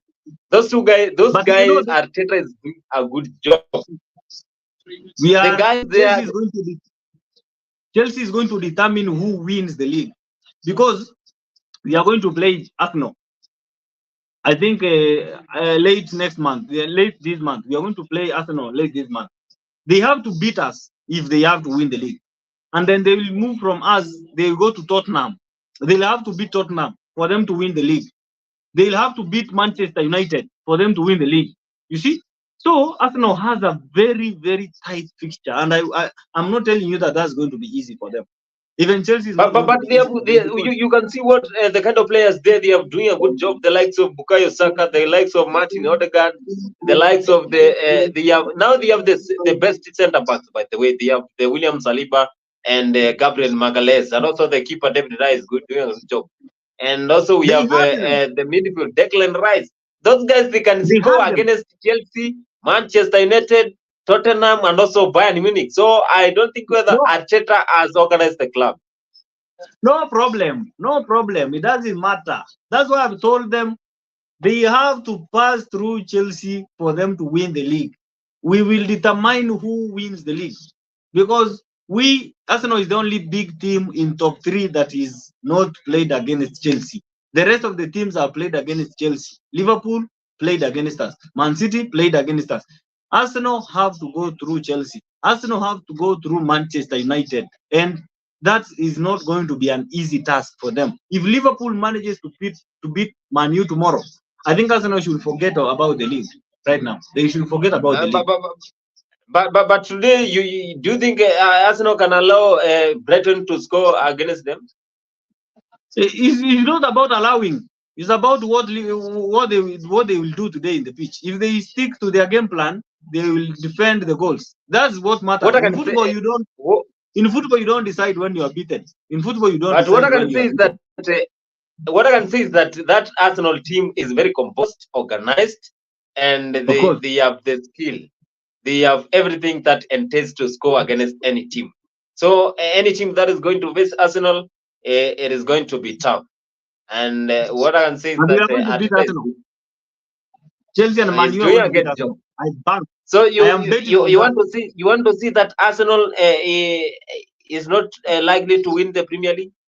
No, Arsenal is number 2. You see, Liverpool is number 1 right now. Man City is number 3. But what is the difference in the points? 2 points. 2 points are differentiating between the 3 teams. You see, so if, as I said, if Arsenal manages to beat Chelsea, if Arsenal manages to beat Tottenham, Those are two derbies. If it manages to beat Everton, that's another derby. And if it manages to beat Manchester United, that is going to give them a chance. Look, like Arsenal haifai kupoteza, acha nitumie Kiswahili. Arsenal kwa mipira yote imebaki 8, lazima washinde yote. Hakuna ati sasa ati Man U imetupiga tutashinda hii. No, that's what I'm telling you. No, it's not easy. Okay, yeah, everybody is able of beating the other one. You don't know if tomorrow they are going to get injuries. You don't know if the player is going to be red carded. The critical player in their team is going to get a red card. So you don't plan for tomorrow. They have to stay on course and try to be as disciplined as possible for them to win the league. You saw what happened to Chelsea when we last won the league in 2016. I don't know, it's 2017 when we won the league with Conte, the last league that we ever won. That time we were at our best and we were so organized and disciplined, and we had a squad depth. Hazard anatoka, unaona Willian ameingia. Nani anatoka, unaona Oscar, nani ameingia, this other guy from Spain, Pedro. Alafu akitoka, we have another one. We have Batshuayi. We had a squad depth. We had the best defense ever. You see? That's the time we beat Man City home and away. That's the time we beat Manchester United 4-1. That's the time we beat Arsenal home and away. So, for them to win this league, you saw what happened when we were formless last year, October. We managed to score 2 goals past them. And we made a blunder and they scored 1. The goal that Declan Rice scored. So, Chelsea is not a walk in the park. And Chelsea and Arsenal have that rivalry. Okay. I get you. So, Arsenal, unless they get serious with the remaining games, and unless they win past Chelsea, Manchester, and Tottenham, they are not winning the league unless they do those 3 things. That is my. I get you, Vincent. Boni mimi na wewe nini watu wa London? Sisi ni watu wa London. We wish well to our brothers from London, but they must have to win those 3 games for them to be. But I have a feeling that Arsenal, they are going to pull a very great performance in the remaining matches, starting today, where they are facing Brighton, and also even when they are facing Bayern Munich. I think they are going to win against Bayern. We are also going for top 4, by the way. Let me tell you. Hata sisi tunaendea top 4. No, I want you to answer that question. Where Arsenal, they are possibly like they are going to win any match, and also the Champions League. They are going to win the Champions League. They are going to win. Arteta, in Arteta's mind, is like you want to win Premier League and also you have a Champions League. Let him forget about the UCL. Do you think they are going to win against Bayern? My friend, let me tell you one thing. Bayern Munich might look hopeless. Bayern Munich might look like it's dying. Like Bayern too. Bayern, my friend, Bayern. Let me try and show you one of the reason why I believe that Bayern is Bayern, and Bayern cannot be stopped. Okay, you know, here now we are not trying to look about the history. It's about the current form. No, history. I'm trying to look at what they are doing now so that we compare. Bayern Munich is number 2. It has 60 points. That does not mean, that means that they are also in the race to win the league also. They have played 27 games. But we know Leverkusen is on form right now. They are in on electric form. You see? But Bayern Munich still has the squad. Ile squad yao bado iko. Leroy Sané. But Tuchel gave up with the Bundesliga. Pardon? We saw what happened in the last week by Thomas Tuchel gave up with the Bundesliga, and he said that it is now over. May Leverkusen win the Bundesliga for the first time, and of course, in the last 2 years, they are 13 points behind. So, and there are only around 13 games remaining, or 10 games remaining. So it's more like an exercise in futility. They have played their matches with Bayer Leverkusen, both home and away. So what is remaining in Bayern is to just contain number 2 and go for the Champions League. That's why I'm telling you, Bayern Munich have no option other than to contest in the Champions League. You see, and they have to do that passionately. They will do it to So the they are end. going to win And against the Arsenal. problem with the Champions League is that the moment unapita Bayern, bado unapata either Real Madrid ama Man City. No. Anyway, either way unavuka baiskeli, unagongwa na basi. So But Man City has not been Man City in the last games has not been a key a problem to make a Arteta side. Bana, hiyo 0-0 ndio inafanya unaongea hivyo. If they get a chance to face Man City in the Champions League. I'm not to say, because we saw Trossard missed a chance, Bukayo Saka missed a chance, and also they tried to contain. They contained Man City, and it is not easy to contain Manchester City. Are you trying to tell me that the 28 shots that Chelsea got to Man U could have gone past the defense and past the goalkeeper? You can't count the missed chances because you're not going to get that chance again next time.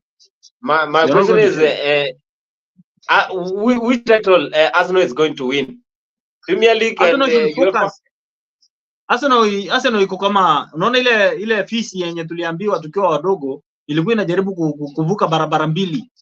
Ilisikia harufu huku na huku ikajaribu kuvuka barabara. It's in those crossroads. Wako confused because they don't know if next time they'll have the form to get to quarter final. But that is what those players do. So they don't feel the weight. They can play UEFA, Carabao, FA. They can play Premier League. So they don't feel the pain because that is what they do. There's something called concentration and fatigue in football. You know, concentration is the reason why you win a final. For example, if right now Arsenal could be around 7 or 5 points clear of top 5 or top line number 1, iko number 1 na iko na 5 points clear, number 2 ako huko chini na 5 points. Hiyo ingewapatia ile confidence that if we qualify past quarters now, we are going to concentrate on Champions League because the Premier League is already booked. But right now, if they try to focus their energy and focus their resources and everything to Champions League, they lose the Premier League. And maybe they lose both because kwa Premier League unajua kunanga finals, lakini kwa Champions League ukifika finals hata kama wewe ni mnoma, mnaenda penalties, your players will waste you. Na utakuwa unaambia nani tulifika finali? Uzi. So I think Arsenal must concentrate on the Premier League because that's one title that they need most. I'm sure they need the Champions League, but I will advise them to concentrate on the league so that will break your curse. If they break the curse of the league, it's going to give them the confidence and the heads up to contest for the Champions League next time. Wajaribu kufanya signings zingine mzuri, wa boost midfield yao, and then they go for and the striking because you also need experience ahead there to win the. Najua uko mbele. The squad is in form. For striking. You see that line, front line. The front line needs that experience. You know, Champions League in experience. The moment you step in that environment. Bukayo Saka, Gabriel Jesus, and Gabriel Martinelli. They are able to score against any team. They are good players, but have they ever played in the final, in the Champions League final? It doesn't matter. You have Kobe Mainoo nowadays, who is one of the youngest players, 18 years, and is showing players dust. We also have Lamine Yamal in Barcelona. So it doesn't now tell us how experienced you are, but now it is how skilled you are to play in any competition. So, my friend, Man City wamekuwa wanoma for 5 years. Man City wamekuwa wanoma kutoka 2016. Lakini when did they win the league? Last year, Zito. After 7 years of contesting for the Champions League. 4 times they have been winning the league. No, Champions League. The last, they won it in the last. We met them in the finals. We met them in the finals. But what happened to them? We beat them because why? We have that there is a final. Not ile mentality ya kushinda finale. Ile mentality ya kucheza final na kushinda. That's what we had in 2021. We went to that game focused. But Man City was scared because we had beaten them twice. You see? We had beaten them in the, I don't know, Community Shield or FA, and then we had beaten them in the Premier League. So they weren't sure. That's why you saw Guardiola saying this is why Chelsea play so well. They have so many players in the middle and then they have so wide. You remember that thing? That was ile inaitwanga kununua uoga. No. Hiyo ndio the big clubs do to these small clubs. That's why when you know you are going to face Real Madrid in the final, you start shivering because Man City, Real Madrid has experience. They have played in the finals. They know how to win it. They know how to defend and win. You see? What So I can Arsenal say, will have what I to can say either is that focus. Wakifocus kwa what I zote can say is nakwambia that Boni wana lose. Boni, what I can say is wakifocus that kwa zote mbili, they are losing both of them. I tell you today. I wish Mikel Arteta all the best with the youngsters there. And again, we saw as we come to the end, we saw the match between Manchester United and Chelsea, and there was They a might lot of things that happens. What do you think it is the problem between those two teams? What is the problem in Manchester United? No, first of all, before I talk about the problem, you know, Chelsea and Manchester United are not small clubs. Hiyo ni kitu ya kwanza we must accept. Those are the two clubs that run the Premier League. If you were to get Chelsea and Man U out of the Premier League, the fans, I think half of the fans, half of the world is not going to watch football because those are the teams that matter. Hizo timu mbili ndizo zina run business. Hiyo kitu tunaitanga the business of football. Those are the two teams. Imagine Man City has invested in billions and billions of money.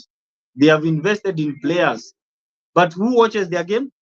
And unajua kuna kitu tunaitanga TV broadcast. If you see game kama ya leo iko saa ngapi? Saa 9, ndio? Saa 9, but people are not even in a rush to go watch that game. You see? People don't even care. But the moment the Manchester United and Chelsea game or Chelsea is playing a small team somewhere, I even stop whatever I'm doing. People even come to oppose Chelsea. Watu wanakuja kushangilia Chelsea pigwe. You see? That's what we call when you are big, you are big. So Man U and Chelsea run football. Hiyo ndio kitu ya kwanza tunafaa to agree. But the downfalls of Man U and Chelsea began when we began this trend of sacking coaches and exchanging coaches and not investing in players like tunaitanga aje kujenga talent, like kuinvest in talent. We invested in names, we never invested in talent. This is the first time we have tried to invest in talent, by the way, and I'll tell you Chelsea has tried really tried to invest in talent. If Kendry Pies was to join Chelsea next year, I think he's coming in 2025, right? Kendry Pies is a talent. Cole Palmer is talent. Noni Madueke is talent. Malo Gusto is pure talent. The same way Manchester United, this Garnacho guy is pure talent. Maino is going to be a very great midfielder. He's going to be the likes of Yaya Toure. If he keeps on going that way, he's going to be a Yaya Toure of Manchester United. You see? But Manchester United will have to scrap off their defense completely because they have no defense. There is no Chelsea has no defense, but Manchester United has no defense. You are trying to say that Aaron Wan-Bissaka, Harry Maguire, Victor Lindelof, Rafael Varane. Hakuna defend hapo. Wan-Bissaka's time ile kuslide sio kudefend. You see but what the Trent Alexander-Arnold does. Hakuna keeper huko pia. There's no keeper. They have the best goalkeeper, Andre Onana. Who has scored amefungwa 51 goals ama 52. He is in the top of the goalkeepers who have kept clean sheet. No problem. You can be top, but how many goals have been scored past him? 52 or 53 in your first season. You are conceding 50 something goals. What does that mean? So the problem of Manchester United is the defense. But you know, a goalkeeper anafanya kidogo. The work of the goalkeeper is always to cover when it's needed most. But when a player passes the defense and faces the keeper, anything can happen. So it means that the defense has let Onana down, and I hope that the team will invest so well in defense. Bring about technical defenders who are physical. The likes of John Evans. John Evans is a Rafael Varane, and you know that Casemiro goes back again to defense. No, that's not his job. Hata unajua kwa FIFA, when you are playing FIFA on your PS, you know that a player is just rated uh, with the position he plays best. That rating does not is not just done magically. They look at the potential and capabilities of how you play in a certain position. If you put Casemiro in defense, he'll concentrate much in passing and trying to showcase that he knows how to control But we the have ball. been seeing, I want to tell you this. We have been seeing Eric Ten Hag playing a 4-1-4 formation, whereby he's trying to bring back Casemiro and Bruno Fernandes to the defense so that they can cover any mistakes that is going to happen there. What do you think, The job, Manchester United, the problem is defense? Is it the defense job. or Hey, this keeper has pulled a masterclass here. The job of a midfielder is to organize the defense. You saw what happened to Chelsea when Caicedo was removed and Enzo was controlling the defense. We in fact used two defenders from the 75th minute to the 101st minute. Na sijui kama wewe uliona. The only person who was playing defense was Jaloba and Badiashile and Enzo as the central defender. He was a central we are going to defender. come? We are going to come there. We are going to come there. But So the problem, I wanted to the get the problem I'm problem of trying to tell you, Manchester the tonight. problem I'm trying to tell you is that Casemiro is also growing old, and when you grow old, also you become rusty, and your speed reduces drastically. So I believe Casemiro's speed has reduced tragically, and Manu must look for a young, energetic midfielder. Kama Rice, Caicedo, Enzo. Bruno is growing old also. Yeah, pia ni attacking mindset. As he hold defense. They need a Pogba-like player, you see, so that as you push Wan Bissaka ahead and you push your left back ahead, there's somebody who is organizing the defense. You see, that's one thing they are lacking, and that was one thing I saw. That's why Dalot was caught offside several times. Alipatwa off guard. Alipatwa off guard mara mingi sana. That's why I wonder why he was not carded. Alikuwa anafaa apewe red card somewhere. No, because when you're playing, what I can say, that match, the referee was very soft. And when it comes to big competition like that, I think that was the best referee, because when you act so rude and you act so strict on players, then you are going to get a lot of red cards, and that is how you're going to waste that big game. The referee was good, but Manchester United, what I can say is that their defense is trying to have a lot of loops, and that's why the first goal, whereby Malo Gusto ran in the right wing, the players were caught off guard. Maguire was not even aware that Conor Gallagher is there.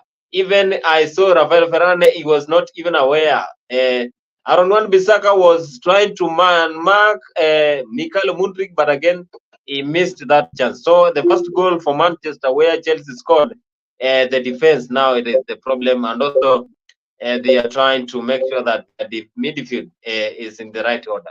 So Manchester, from Vincent, is saying the problem is their midfield is getting hot, the defense is very poor, and that is why the keeper is getting a lot of problems. Who is but the Andre attack is Onana? good.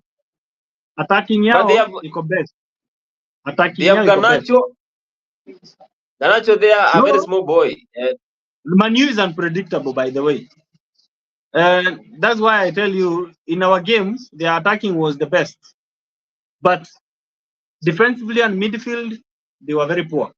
That's why we controlled, we had 440 something passes.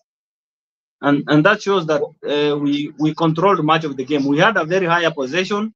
We had a higher number of shots. We had over 12 corners, and we had most shots. You see, even on target. That shows that Manu midfield kuja nyuma hakuna mtu.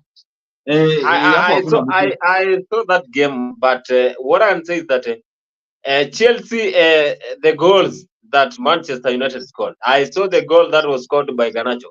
That was a mistake by Moses Caicedo. That was a mistake from Moses Caicedo. And the second goal for Bruno Fernandes, That was a mistake for Enzo Fernandez. That assist from Diogo Dalot, Enzo was the one to fly, and he was there just looking for what to do. But Bruno Fernandes, he got a free header and scored. What do you think is the problem in Chelsea? Because I saw how they played. What is the problem in Chelsea? Chelsea does not have a problem. Let me tell you. Kitu tuko nayo, we have a very we don't have, but I can't call it a problem. I think we have a crisis. Chelsea in crisis. We don't have a problem. We have a crisis. We have one of the best players in the world right now. Christopher Nkunku is outside injured. Ben Chilwell, our best left back, is outside injured. The best right back in the world right now, Reece James, is out injured.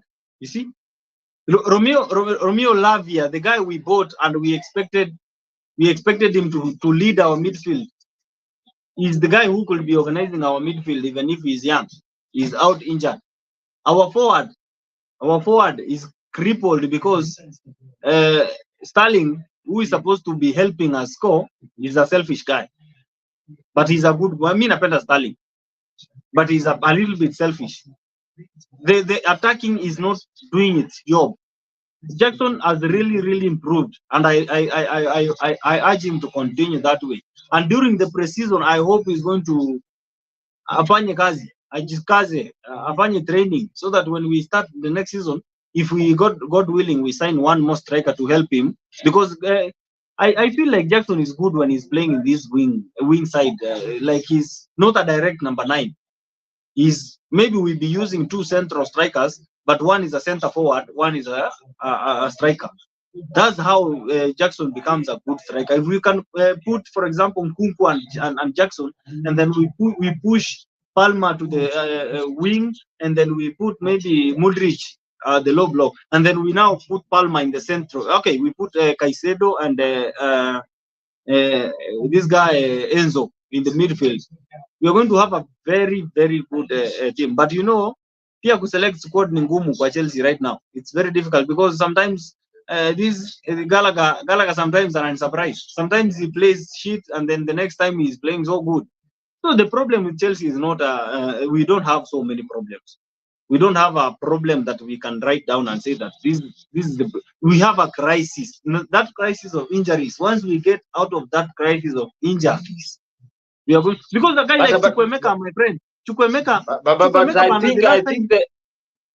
But I think the main problem in Chelsea is the coach Mauricio Pochettino, because the kind of lineup up to now is almost a year. He doesn't have even the best lineup whereby he can be assured that this is the lineup I'm going to start. At times you can see Jackson playing at the wing. At times you can see he is changing players' position. You can see Lewy Colwill playing in the left back, and also he can also change players. Like now you can see Thiago Silva. I don't know, Thiago Silva is fit, but again he is preferring starting Benoit Badiashile instead of Thiago Silva. So the problem here might be the coach, because again we saw what is trying, but again now after the fans complaint, Enzo Fernandez there is trying to play at the back 4. Instead, at times we could saw him playing as the attacking midfielder, and again when Enzo plays at the back 4, then we saw the kind of work he did against Manchester United. The players now they are complaining. Do you think the Mauricio Pochettino is the problem? No, we can't keep changing coaches, because I feel like as much as we need Pochettino out, by then on Saturday, if you were following my statuses and my tweets, I was tweeting when the game was going on.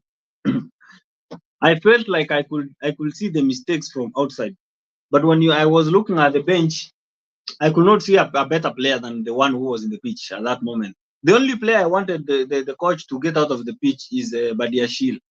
Badiashile is has a lot of flaws. And then you know, that is the problem. So Badiashile, but Silva is also getting old, and we know Silva. No, you cannot say Thiago Silva is getting old. Acha nikwambie. Silva, we need to also mentor younger players, but we need to give Silva time to mentor these players. You know, he's coming out of an injury, and we hope that when he gets back right now, he's going to give us the masterclass that we know Silva for. And we hope that Silva, with his age, is going to mentor these young players. Na ataongeza season moja. I hope he'll add us one more season so that we can continue seeing his masterclass. And I hope that we sign one more central defender that is physical the way Disasi is. Disasi is a good defender, and I like him. I hope that we sign one more defender like Disasi. Amsaidie huko nyuma as we wait for Levi Colwill to heal from the injury, and we wait for Reece James, because I tell you, if we use Reece James, we use Skia. If we are to use Reece James as the right central defender, like Akwe towards the right, and then we put Gusto ahead of him, you see, and then we put Disasi as the central defender, and then we put Levi Colwill, and then we put Chilwell on the left, or Cucurella. That's going to be maybe a 5, but normally we know Gusto and James can attack so well, and Chilwell is an attacking defender. So when the two of them are attacking, one of the defenders drops behind. That's the game that Antonio Conte used, and we won the league.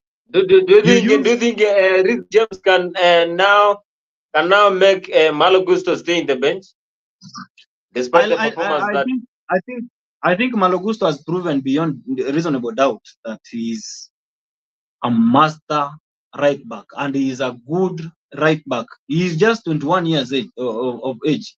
He's at his, let me say, yeye bado hajamature. He's not mature in that position. He is learning to be one of the best right backs we have, and he's not injury prone. So I believe he's a good compliment for Reece James, and we can't afford to bench that guy. We can't afford. But to there's bench there is some things that are taking place. It's like Reece James is going to be sold. Yeah? Pardon? Reece James is going to be placed in market the next summer. No, we are not selling Reece James, my friend. We are not selling him. We will not. So what I can say? So you are trying to say that the Chelsea is compact. They don't have big problems. That they have just crisis. We have a problem, but I call that problem a crisis. That crisis can be solved, but not by a coach, but by time. Time will be the reason why we solve our crisis. But fans, you know, Chelsea, it has a lot of fans, and the fans' pressure is getting worse. Fans need to get performance. So when you're saying time, then fans are getting a lot of.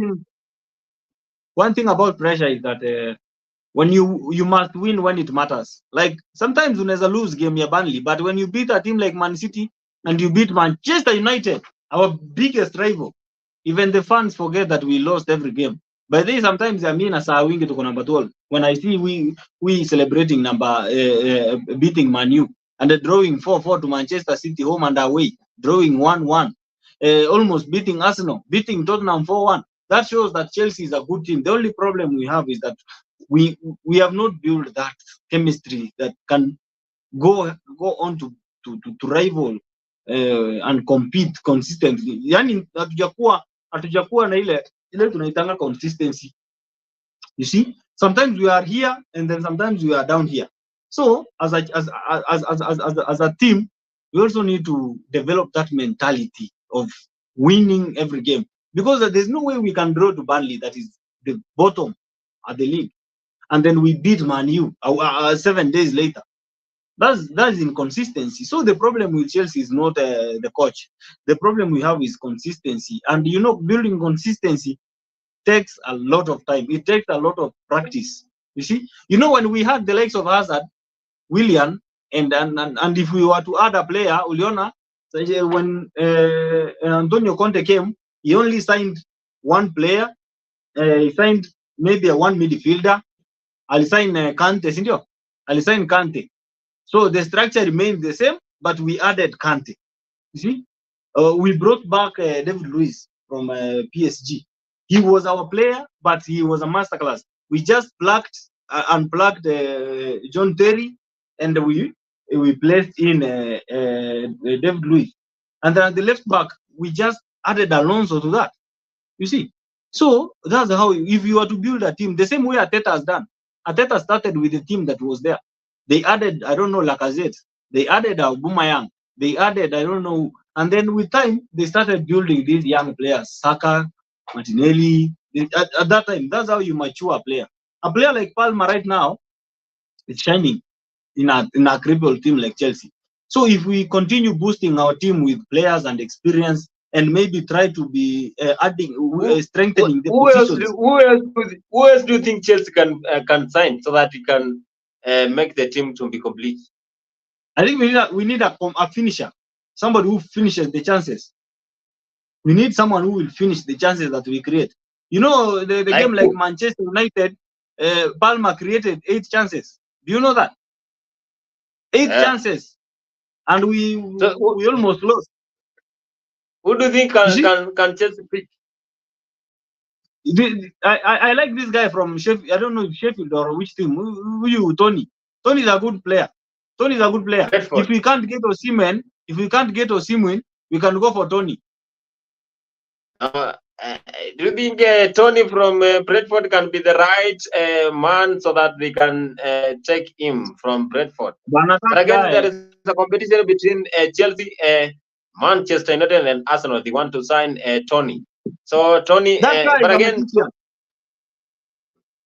I like him. I like him. He's physical.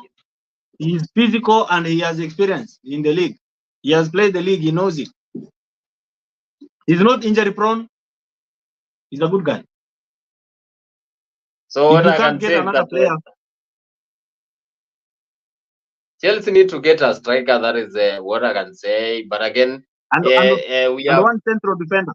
We need a central defender. We need a defender. But why did Chelsea sell Kalidou Koulibaly?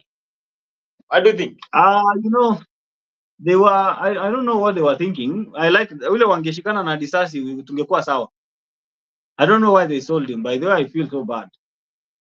What I can say is that you know this management that came to Chelsea, this American guy, they came to establish their own players. Now that's why they came and tried to sell all experienced players. The only person who was left behind for Chelsea after winning the Champions League is Rhys James, Thiago Silva, and Ben Chilwell. They are only 3.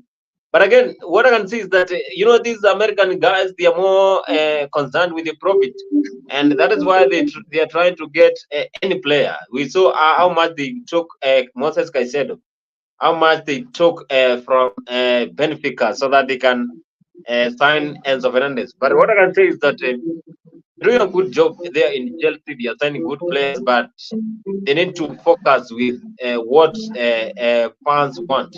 They need to change the kind of management they have. Let them bring. Why did they allow the Marino Grapoveskia to go? And you know that Marina has been there, and he was the one who was doing the scouting. Why did they allow Peter Cech to go? And Peter Cech was the one who was making sure that the goalkeepers are on top notch. They allowed Eduardo Mendy to go. Now we have this guy Petrovic and also Sanchez. We also bringing back Kepa Arrizabalaga after Real Madrid tried to say that they are not signing him on a permanent deal. But this is what I can say, that Chelsea, they need to be serious. And what the problem in Chelsea is the management. These guys from USA came and removed all the management that had the idea on how Chelsea is run. And that is the basic problem that Chelsea is having. You know, let me try to compare football, Chelsea management with what is happening in Kenya right now. When the president took over in 2022, he found a collapsed system. Of course, that's the same thing that Egbali and Todi Boheli got when they bought Chelsea. We had just won the Champions League, of course, but we were in a financial crisis, and you know the war in Ukraine and Russia was also pushing for politics. The politics in the UK is the one that destroyed Chelsea, and I will keep on saying that the politics of Russia and Ukraine is the reason why Chelsea is facing the downfall it's facing now. Because since they started fighting the management and the ownership of Chelsea, saying that the money from Chelsea is funding the criminal activities in Ukraine and Russia war, that's when Chelsea's problems began. We could not even fly our planes to go and play matches in the Champions League. We almost, by that's the time when I don't know, Man City gave us a plane for us to go to matches, but we still won the Champions League. So you see, but we were already in a crisis. There are players who are running out of contract and they didn't want to sign contracts. The likes of Rudiger and others. There are players who we had gotten tired of seeing in the pitch. I personally was tired of the way Odoi was getting injured. I was tired of the way Loftus-Cheek was getting injured. Pulisic was one of our best players, but he was injury prone. We didn't need. I didn't want to see such kind of players in our team. As Biliqueta was already old. But Vincent, you can see now after their exit now in other leagues, they are doing good job. Pulisic has been very electric. Loftus-Cheek has been very sharp and has been doing a good job. Odoi has been there doing a good job. Even Kismat, they are not getting injuries. Eden Hazard was on form when he was in Chelsea, but when he got to Real Madrid, he became injury prone. Right now, he's retired. So sometimes Kismat huwa ina matter sana. It matters because sometimes the league, kuna league ina kufit. There's a league that fits you well more than one. That's why you need to change the environment for you to adapt to another environment. But what you see, Antonio Rudiger, he was very good in Chelsea, and again in Real Madrid, is one of the best. He did not want to sign the contract. He wanted to leave. No, but you know, there is a time whereby you serve a club. Do you remember what happened to us when Couture decided to betray us? Do you remember what happened? Yeah. Thibaut Couture betrayed Chelsea at the last moment. We didn't have even number two. You know, I did not take that issue for Tony Rudiger as a betrayal, because every player wants to play in Real Madrid, because Barcelona and Real Madrid are the biggest clubs, are the biggest teams in the whole world. At what cost? At what cost? That's one thing you need to consider. Let's face the truth here. When Couture was leaving Chelsea, he knew we didn't have keeper number two. That's one thing he was sure of. We didn't have keeper number two. That is the time that the player wanted to leave. You don't just want. You don't just want. When the contract, you know, they are always keen with their contract. The only problem is when these players know that they want to leave, they do it behind the management's back. They go negotiate their deals with other teams. Example with Rudiger. Rudiger had already knew he's going to Real Madrid before even his contract ended. The same way Mount did. Mount did the same thing. Mount didn't want to sign the contract. Mount did. That's why the players hate him. He was calling himself a Chelsea boy, and he didn't want to sign the contract. So sometimes you tell these people to go to hell. They need to play. They need to get experience from other teams. What experience is Mount getting from United? What experience is he getting from United? You know, the money there. You know, and again the money he was given. But what I can say, it was a big move for Tony Rudiger to go to Real Madrid. That one I am not even complaining about it.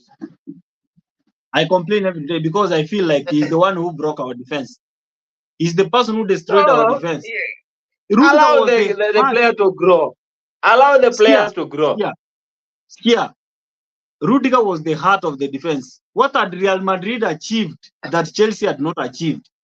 Madrid has won Champions League, isn't it? Chelsea won the Champions League the same year, and Rudiger decided to leave the same year to a team that we had beaten in the semi-finals. So what does that show? Hiyo ni kutuonesha kidole ya katikati. So you are trying to say, you are saying Antonio Rudiger, after the contract expired, he was ready to renew the contract so that he can be a Chelsea player for a long time. He did not want to renew the contract. That's why there was no negotiation. Because there was yes, because I want you to notice this. Because there was an order from the top clubs in the whole world. That is Real Madrid. And you know that I want you to get this notion whereby every player who plays in even Kenya Premier League, Bundesliga, and also La Liga. Also that not La Liga, but also the League One. Their main aim is to join top clubs, and the top clubs in the whole world is Barcelona and Real Madrid. No, the top clubs are in England, my friend. Let me tell you one thing, my Bonnie. You know, when you want to betray a team, when you want to betray your club, and you know Rudiger was at his prime age. Like, that was the best Rudiger that we've ever seen. Rudiger when alicheza Champions League 2021 was the best Rudiger. We didn't even have time to even enjoy that goodness. He left us. Hazard, at least I can say Hazard was someone who knew what Chelsea meant to him. He signed a contract and then planned to leave a year to the expiry so that we get the money that we invested in Hazard. Rudiger was at his prime age. If you were to sell Rudiger at that moment, we could have sold him for 100 million. If you were to sell Couture, Couture, we could have sold him for 100 million. How much is that this guys betrayed Chelsea for? You see, free. They went for free. We didn't make a shilling from that. And for that, I will never forgive Rudiger. I will never forgive Couture, and I will never, ever, ever forgive Mount, because Mount betrayed Chelsea. Okay. I agree with you. But again, I wanted you to know that I wanted you to do research after the players' interviews that have been taking place. That when you play for different clubs, you want to grow. I want you to take a situation whereby we have João Cancelo. João Cancelo was playing for Manchester City, and he went to Bayern Munich, and again he came back to Manchester City. When João Cancelo was offered that loop to go to Barcelona, he did not even want to look back. I want also to tell you a situation whereby we saw what happened, and again there is this player for Leeds, Rafinha. Rafinha was offered a big chance by Chelsea to join to play for Chelsea, and also Chelsea was struggling to play. They had a problem, and after Rafinha was given that look to go to Barcelona, he did not look back. So I want you to see this situation whereby we have these players, and their main aim is to play for Real Madrid or Barcelona. We also have the situation whereby Ilkay Gundogan, who was playing for Manchester City, after the contract was expired, and Manchester City, that is Pep Guardiola, wanted to expel him. When he was offered that position to go to Barcelona, he went there. So it is every player dream to join those two clubs. No. But again, I will not try to take away your comments that the biggest clubs are in England. You are right, but what happened to Kylian Mbappe? Mbappe wanted Real Madrid so bad, but what did the management tell him? Of course, now we know that Mbappe, after the end of the summer, is going to join Real Madrid. For free? No. Good. That's what he was doing last year. He was telling the management that I'm not extending my contract because I have already signed. What I can say is that that issue for Kylian Mbappe, it is something that needs to be internalized, because there is a problem there. You cannot be bigger than a club. I think Paris Saint-Germain is bigger than Kylian Mbappe.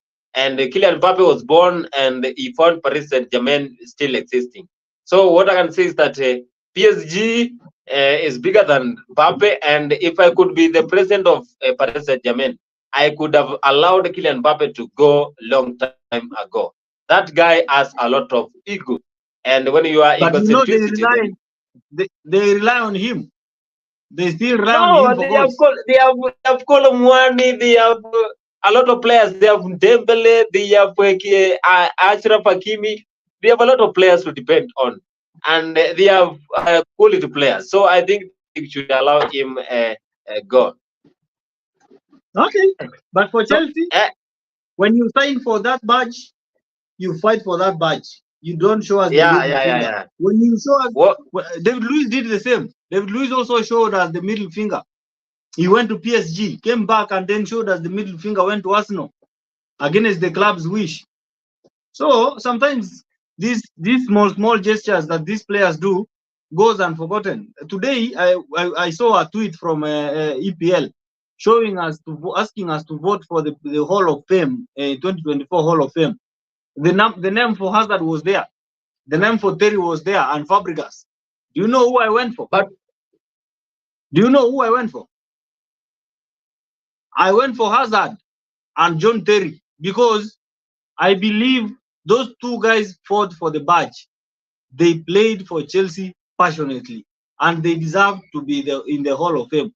They did not leave the club and go to a rival club so that they can beat us. No. But the Hazard could have gone to Real Madrid because Real Madrid could have paid the same amount Real paid. Man City, Man City could have paid the same amount Real Madrid paid. But what did Hazard do? Hazard made sure that he has won it for us. And when he left, see, you see this situation, and also we also have Kovacic leaving. You know now no, here now it depends with the how what how happened the last players year? want. No, what happened last year, by the way, what happened last year is the club was trying to also have that generational change and try to sweep the old players who were, there was a disquiet in the changing room. And that's why they needed to get those noisy players out of the changing room. Kepa is one player who is problematic. You remember those crises we used to have before that the players could protest a coach at Olewe. The players even stop playing until the coach is removed. So those kind of protests are the kind of things they were avoiding. They wanted to bring players who can fight for the position, who can fight for the badge. In the same way, you see Palmer. Palmer is playing for the badge. Enzo is playing for the badge. He's not playing for himself. You see, they are playing for the fans. Even if they are not giving us the result we want, they are playing for, and that's what matters to me. I know we wish to win, but when we find players who fight for the badge, my friend, I feel so happy to see that. I know we are going to dwell on this because you are a true Chelsea fan and you like Chelsea, but again, what is but there again, is let me ask you, time. You are the host. Just time. If you are to get, let me ask you a question. If you are to change a coach from Chelsea, who are you going to replace Pochettino with? We have free offers. We have Antonio Conte is free. Mauricio Jose Mourinho is free. We also have. Get those two names out of your mouth. Antonio Conte and this guy. No. Thomas Tuchel is again going to be a free agent by the end of June. I know Tuchel is a good guy, but we know from history he doesn't end it well with the players. Normally he gets that downfall with players, and that's one thing I don't know how he'll work on that. He must learn to work on how he gets on with players, because that's the problem he's been having with all the clubs. When he was at PSG, he had that downfall with the players. But you know what happened when Tuchel was sacked by Todd Bowley? He just woke up, and after waking up after 2 hours, he got the letter from Todd Bowley that he has been sacked. So what was the problem? What do you think was the problem? But yeah, I don't have a problem with Tuchel returning to Chelsea. I don't have a problem with that, because Tuchel did not get his time. He did not get your time in the crisis, my friend. We were in a crisis, and you agree that we were in a crisis. We were facing the management change. We were facing financial problems. Abramovich, we were grounded. Our planes were not flying. You see, so I think the best we could have done is to try and hata wewe ukichukua serikali unajaribu kuweka watu wako wenye uta control in peace. That's why the life of Marina had to be sacrificed. See, but I believe that Tuchel can make a good coach, and if he returns to Chelsea, I'll be so happy. But not now. Let's give Pochettino time. Let's give him the international break. The pre-season. Let's give him pre-season again. let's hope that the injuries will be minimal next season, and I'm sure he's going to perform. Wow, that was a wonderful for today. I want to thank you, Honorable Vincent, and that Teacher was almost official. 2 hours and 10 minutes. We have been here trying to analyze when it comes to football. We have analyzed every dimension whereby football is concerned, athletics and also sports.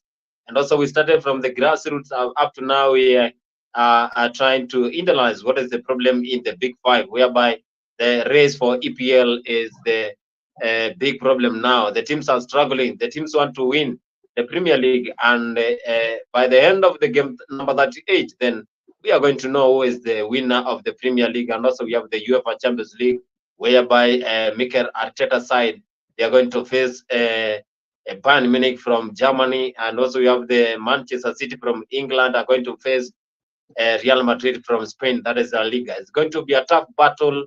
And what we can say is that teams need to be aggressive on what they're doing. They need to make sure that they are going to win in every game that they are going to play. And this is Afrique 24, whereby we always make sure that you get the best when it comes to football. We also have different shows. We also have Bed of Roses that happens at every Friday at 8 p.m. That is East African time. We also have a political show that takes place daily from Monday to Sunday. So make sure that you have a date with us, and we will keep you entertained, informed, and also educated. Thank you so much, and Honorable Vincent, Maybe your parting shots. I promised our viewers that by the end of the show, I was going to give two teams, and that's the odd of 3 point something, 3.8 or 9. Go there and add Arsenal. I will give you one team. There's a team called BW Linz versus Wolfsburger AC. If you have money, weka GG hapo, inaenda GG. Alafu there's another one called Karlsruhe and St. Pauli. That also will go GG. From there ukiongeza Arsenal, you have a odd of 5. Enda weka pesa yako yote uko nayo, invest all your investment, put all your retirement benefits. You are going to get 5 times that money, and thank me later. I wish you well. Thank you so and much. let's meet in the political show, and that's where I'm good at. If football kidogo nimelegea. See you. Thank you so much, Honorable Vincent, for having time today. And from my side, I want to say that thank you to our followers, thank you to whoever is streaming, and we are going to meet here at same time, same place on next Saturday. I was your host today. My name is Boniface Kimanzi, and Mzalendo. I know Mzalendo has been there and he has been following behind the scenes. Thank you so much, Mzalendo, for always supporting us. And we will always make sure that our followers are entertained every day.